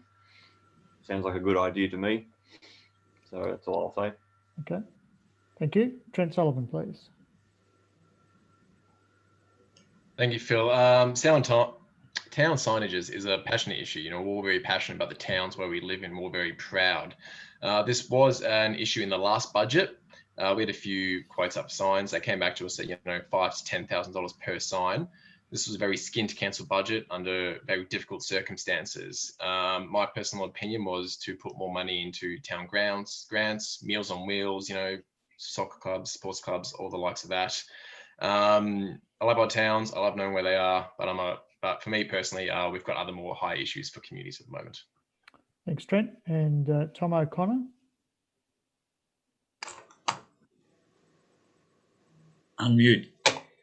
This is an interesting question. Actually, when I was on council before, I was part of the what do we call it, the cabal that changed the name from the Bellarine Peninsula to the Bellarine. Why? Because when you Googled up the Bellarine, what came up was Mornington Peninsula. So I'm sort of proudly wedded to the name the Bellarine. The Bellarine sits easy with me. In terms of townships, I just think we've got to, you know, do we need something extra? I think we need that initiative and that pride in the township that I believe if we plan Bellarine properly, the townships will rise to the occasion. I think we've got the pride there. I don't believe we really need signage. We've got some great township and some great people. Thanks, Phil. Thanks, Tom. And Elise Wilkinson, please. So this has obviously clearly got some history in terms of signages. And I wonder in terms of the motivation or the passion behind a sign for each town. Is it about displaying to people what they are to expect, or what some of the cultural, what some of the arts there is to offer within the town? I wonder if it's something that's coming from the community and it needs to be something that's standardised across. I don't know. It's one of those things that's, you know, it's worth discussing if it's a something that the citizens really believe that it's something that they need or want. Thanks, Elise. And Tom Harrison, please. Yeah, it's a very interesting thought. I think it's definitely something that can be discussed, you know, in terms of you know, benefits, et cetera, and whether it is something that is widely wanted. But you know, I think the concept is good. I think it's a good idea.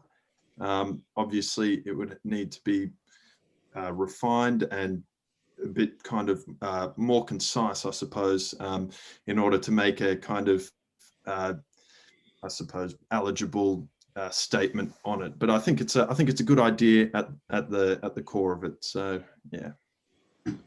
Thank you. And Corey. Thank you.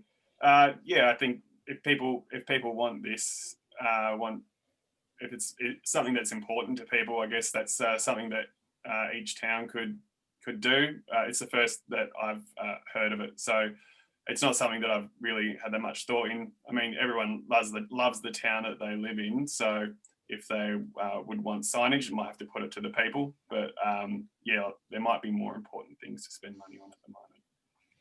Thank you. And Jim Mason. Thanks, Phil. Well, it comes back perhaps to community passion and how we might consult the community. We always need inputs from the community. It's interesting that Tom talked about that Bellarine. We've been trying to sell the Bellarine. We're selling it well. We've got to keep selling the Bellarine. So once the people are in the Bellarine, the tourists, there's plenty of places to go. So that's one way of looking at it. One of the things we were looking at and giving some consideration to was a tidy towns competition. That comes back to pride. And so, or variations of a tidy towns competition. So pride in our towns is also a very interesting way of thinking about it, and how we prioritise our meagre resources is really very, very important. So it comes back to thinking carefully about what our priorities are. Thank you. Thanks, Jim. And Stephanie. Thanks, Phil. And I'm glad you mentioned the tidy towns, Jim, because I was trying to work out how to get that mentioned in there too. And that was through St Leonards and Indented Head coming together and wanting improvements in their streetscapes. I see Jan Farrell's on the call in the webinar. I'd like to pay tribute because I think it was Jan that was actually instrumental in getting the original township signs in for each of the Bellarine towns, and maybe it's just time for a bit of a refresh. That's the sort of thing I think that could be part of a community grants application and part of the process in the budget. So if people are really keen for it, November, December time is the time to be making that case and putting in an application and get some funding for it. It's a great idea. Thanks, Steph. The next question is about centres on planning, but it has a focus on Clifton Springs and Drysdale. Urban housing is currently all single story, and Clifton Springs was developed as a single story suburb. The question asks your view or thoughts about allowing two-story developments in those sort of single story suburbs. Thank you. And we'll start with Tom. Tom Harrison, please. Yeah, well, I think there are a few double-story dwellings that I've noticed in Clifton Springs. Look, I don't think it's necessarily such a bad thing. There definitely needs to be containment within development, in keeping with the character of the townships, particularly as mentioned, Clifton Springs and Drysdale. So I think it's definitely something to consider and think about, but it's certainly a case-by-case scenario, I think, as to the impact of having two-story dwellings in certain spots within those townships. So, yeah, something to consider. I don't particularly see an issue as long as it's contained, within the character of the township. Thanks, Tom. And Jim Mason, please. Thank you, Phil. This is a complicated question, really. It comes back to Dal to some extent, and we really have to think about one size does not fit all. And we need to advocate very much for sizes and density within our towns on the Bellarine, our coastal and rural towns. So there's no doubt that once we have our contained areas, we do need some increase in diversity and density, but we need to limit that, and we need to really advocate very strongly for limiting these heights. I think it's acceptable to have some two-story buildings, but it comes back to how it's all defined within the character of the towns. Thank you. Thanks, Jim. And Corey Wolverton, please. Yeah, I think any development that takes place, consideration obviously for parking, light pollution, noise pollution, traffic, and just the impact on the people that already live there. What's the societal and community development from having two-story or high density places? There has to be infrastructure around, particularly if you're thinking about putting a lot of density into a town around like a growth pole type thing if you're planning. So yeah. Thanks, Tom. And Tom O'Connor, please. Turn on your mic, please, Tom.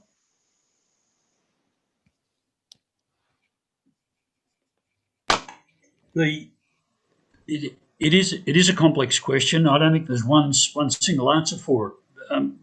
Urban design frameworks. Yeah, we've got a mix right now in Drysdale. We've got a mixture of retail and industrial right in the heart of Drysdale. We're changing the retail with the ring road, the bypass road. The retail's moving out nearer and we're going to have an historical centre here. Now, what do we do with the historical centre? Do we put 1, 2, 3 stories? I don't know. Who wants 2 stories? Do we have a what do we call it? A green centrepiece in townships? It's a big question, and I reckon this is where the townships can come into their own. We put it to the townships. Do you want it? Do you want the sprawl where we get out into that rural area? Do we want the sprawl? No, we don't want the sprawl. Do we want to go multi-story? No, we don't. How do we condense it? Do we start talking about, what do we call it, footprint size on block sizes? Do we want to limit the block sizes? It really is complex, but let's put that decision back to the townships. Thanks, Tom.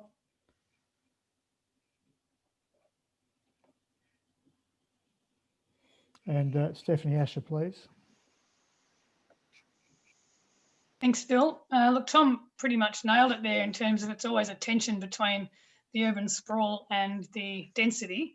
It's a bit of a trade-off with both. But this particular question, every planning decision has to be taken on its merits, and you certainly wouldn't be revealing how you're going to vote beforehand. So else you then cannot actually be involved in the decision. So I think it's a matter of looking at how people feel in the community about things, listen to every case as it comes up and make the judgment there as you do with every planning decision. Thanks, Steph. And Elise Wilkinson, please. I think it is, as you do increase heights of buildings in town centres, it is really important to, as you say, take case by case, but also look at what is it that brings people to that town centre. Is there a feel or a natural heritage that needs to be protected? What will the parking ramifications be? What's the two-storey building? Is it retail? Is it residential? Are you actually increasing the capacity for people to live there, or is it expanding into a more retail? It is very much case by case, and council really needs to reflect and review what's in the best interest for the community. Thanks, Elise. And Trent Sullivan, please. Thank you, Phil. Yeah, I saw the question in the Q&A section up here. I will just say it's a loaded question, as in if anybody here does answer that they either do or do not support two-storey buildings, if they also like to just become a councillor, they'll then be precluded from voting on any matter that includes such, as you will be going into it with a biased opinion, not a clear mind. As stated, I very much support what Stephanie said. We're looking for an increasing of housing diversity in town centres. But going out to that, you can't own a view. You are entitled to not be overshadowed and have sunlight and whatnot, and to be able to, enjoy the amenity of the area that you bought that house in. But I won't be explicitly saying whether I support or do not support two-storey developments in an area by law. That would not be appropriate for any of us. Okay, thanks, Trent. And Steve Simmons, please. Oh, mic's open. There seems to be some confusion about higher density living and bigger houses, I guess, or two-storey houses. To me, it seems to be two separate things. If you're advocating for higher density, so I guess a greater population in a particular area, or a particular area can handle more people, versus are we just having bigger houses? So, and the premise of the question seemed to suggest that Clifton Springs didn't have any two-storey houses. Is that right? Or because the last time I was there seemed to be a hell of a lot of two-storey houses in the new developments. So my impression is that seems to be open slather development down there anyway. So my view would be currently it's been too overdeveloped and it's creating traffic problems and all the other associated problems. Thanks, Steve.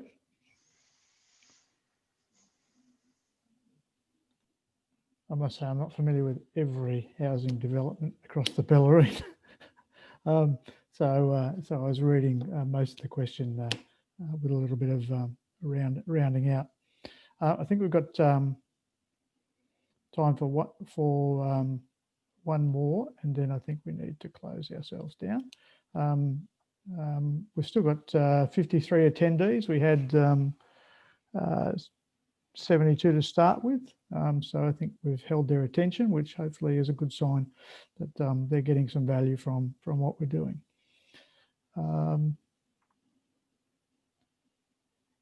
Just looking for one.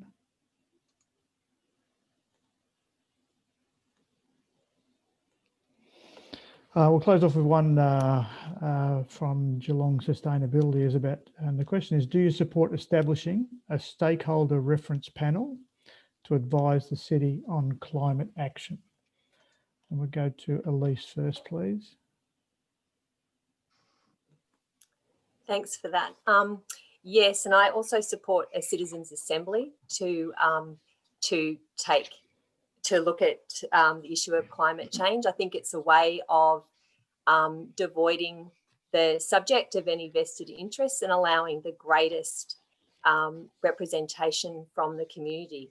And I think it also goes back to that point of education and information, of really being able to truly understand the urgency of a climate crisis and be able to inform the processes appropriately.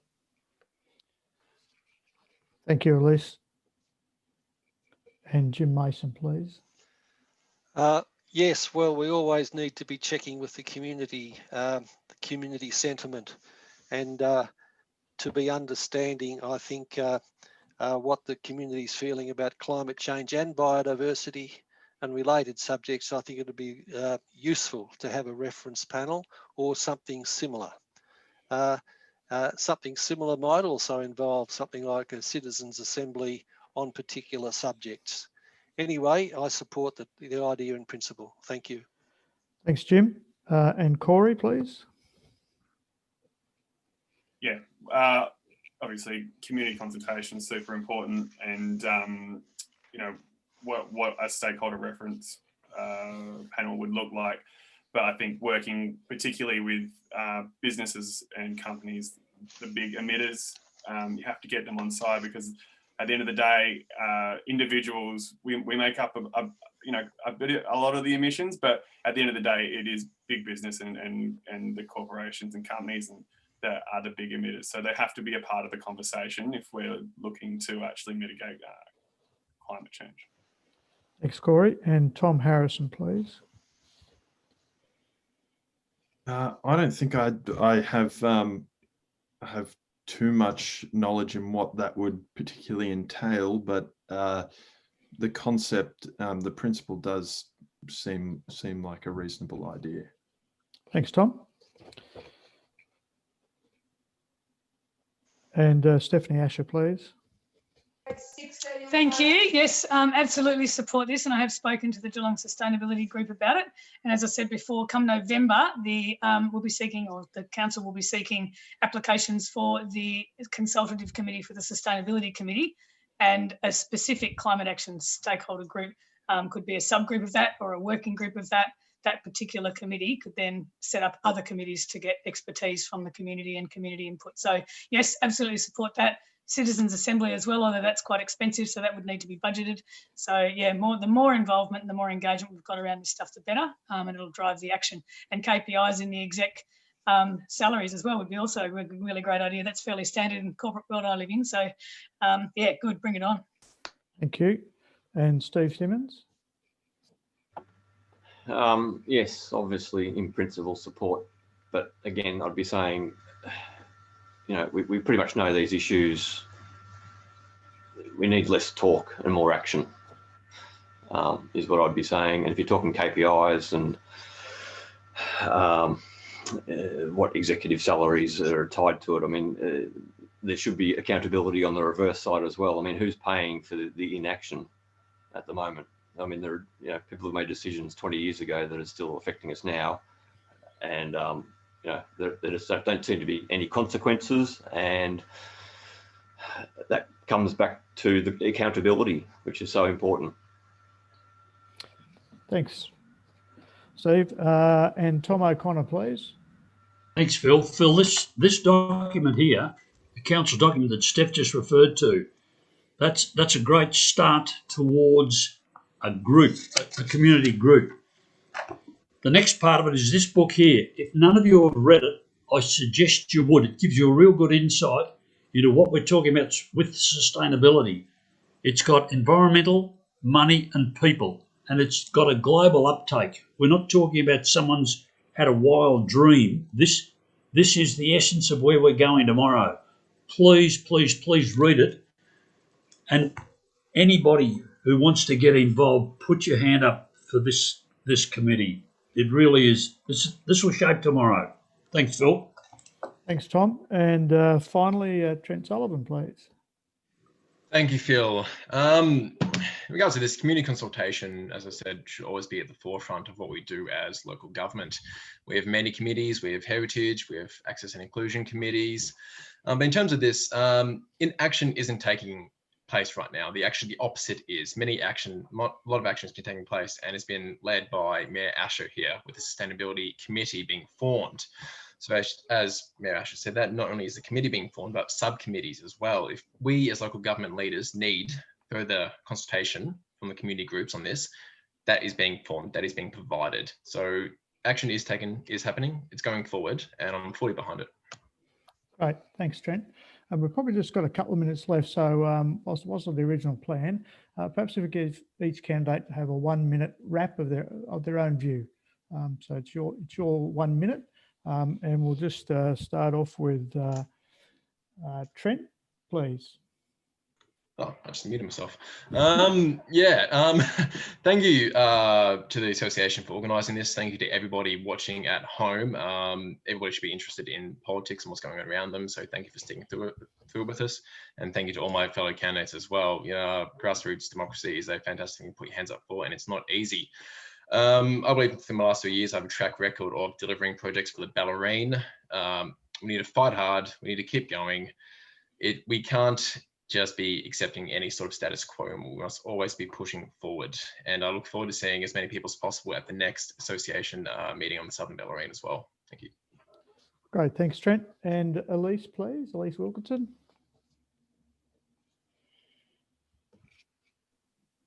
Thanks, Phil, and thanks so much to the association for organising this.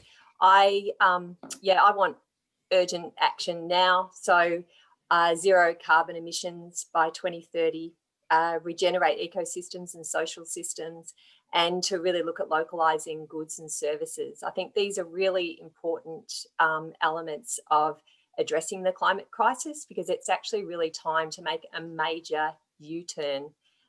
It's quite a remarkable moment in history, coming out of a pandemic and facing a climate crisis. So I'd like to be part of the change.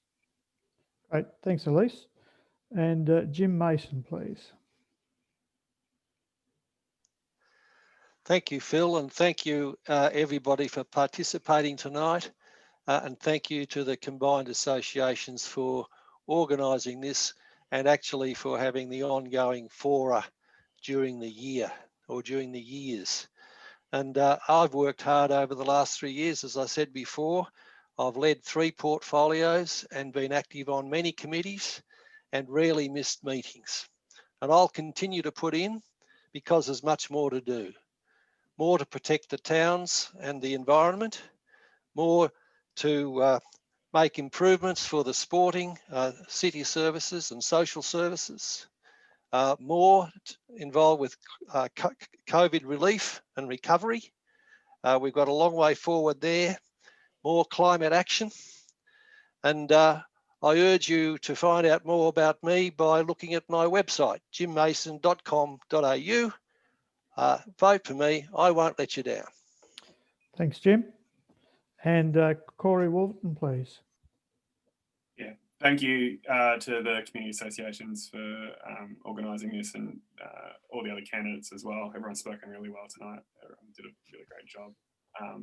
But yeah, I think we're at a really pivotal point in with COVID and with climate. We've got a really great opportunity in Geelong to do great work, around community wellbeing and climate action. And the next 4 years are going to be really telling, because it's such an important time in our human history, and we can do some really great things at community level. And we can be progressive, and we can get on the front foot, and we can show exactly what we can do and be a leader in Victoria and to other councils. So yeah, thanks for having me.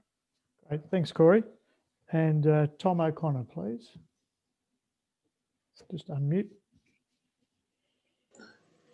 The new Local Government Act, is the opportunity for massive change, for great change, not just change for change's sake, but great change.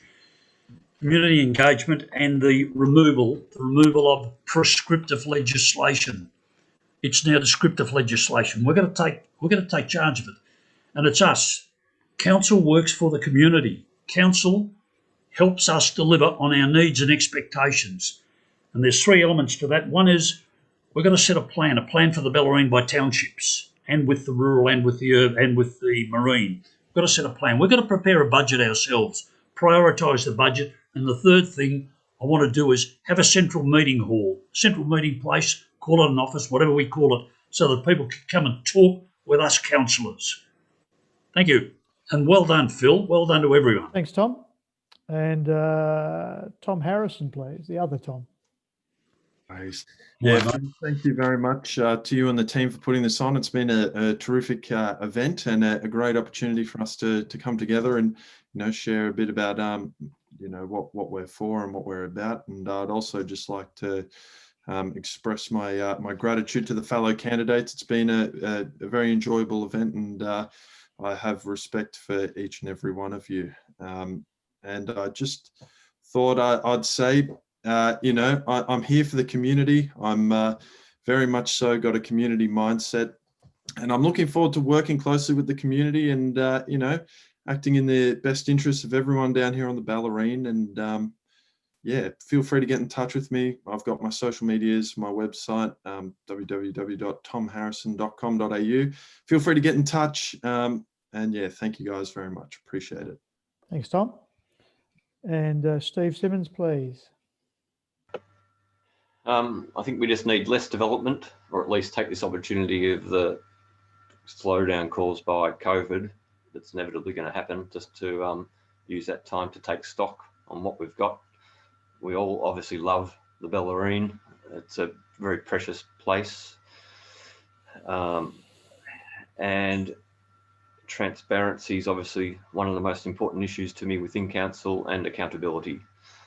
One thing I haven't mentioned tonight is I'd advocate for the return of the sale yards. I think it was an opportunity lost as far as to see that. I think it's disappearing, or at least it's sort of becoming too unworkable or too far away for people on the Bellarine.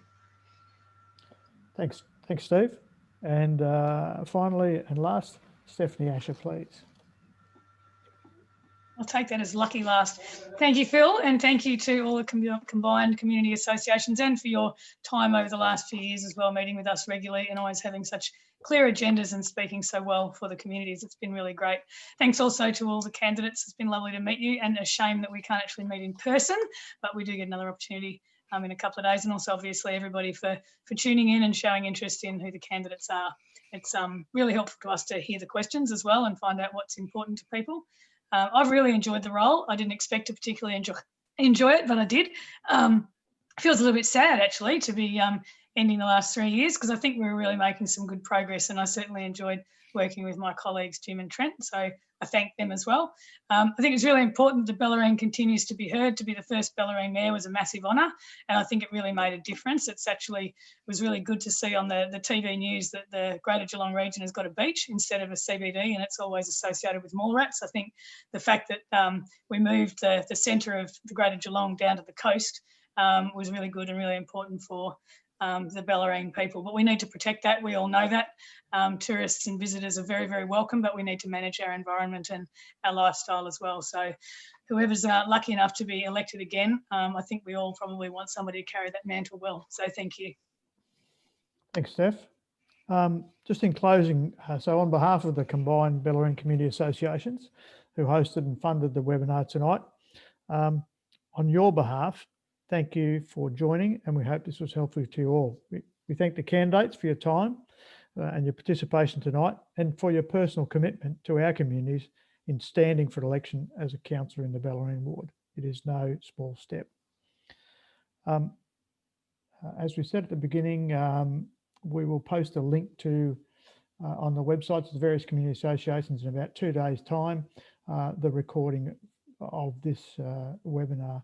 It would appear that our YouTube stream didn't work, so we'll square that away, but we'll still have recorded it, and we'll be able to provide a link on our websites. Thank you to all the candidates, to all those attendees, and for the 44 who hung in for the whole duration. Well done. Time for a glass of red wine or a coffee or a tea. To everyone, thank you very much. And for those from the combined Bellarine Community Associations, if you could just stay on the line and we'll do our hot wash. Thank you and good evening. Good night. Thank you. Well done. Everyone, thanks.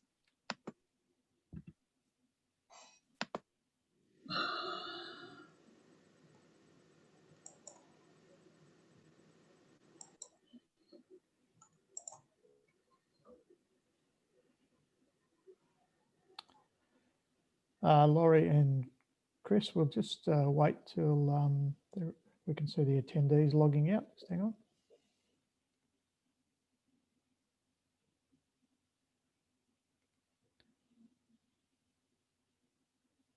We're doing about 14 still on the line, so we'll just give it a couple more minutes.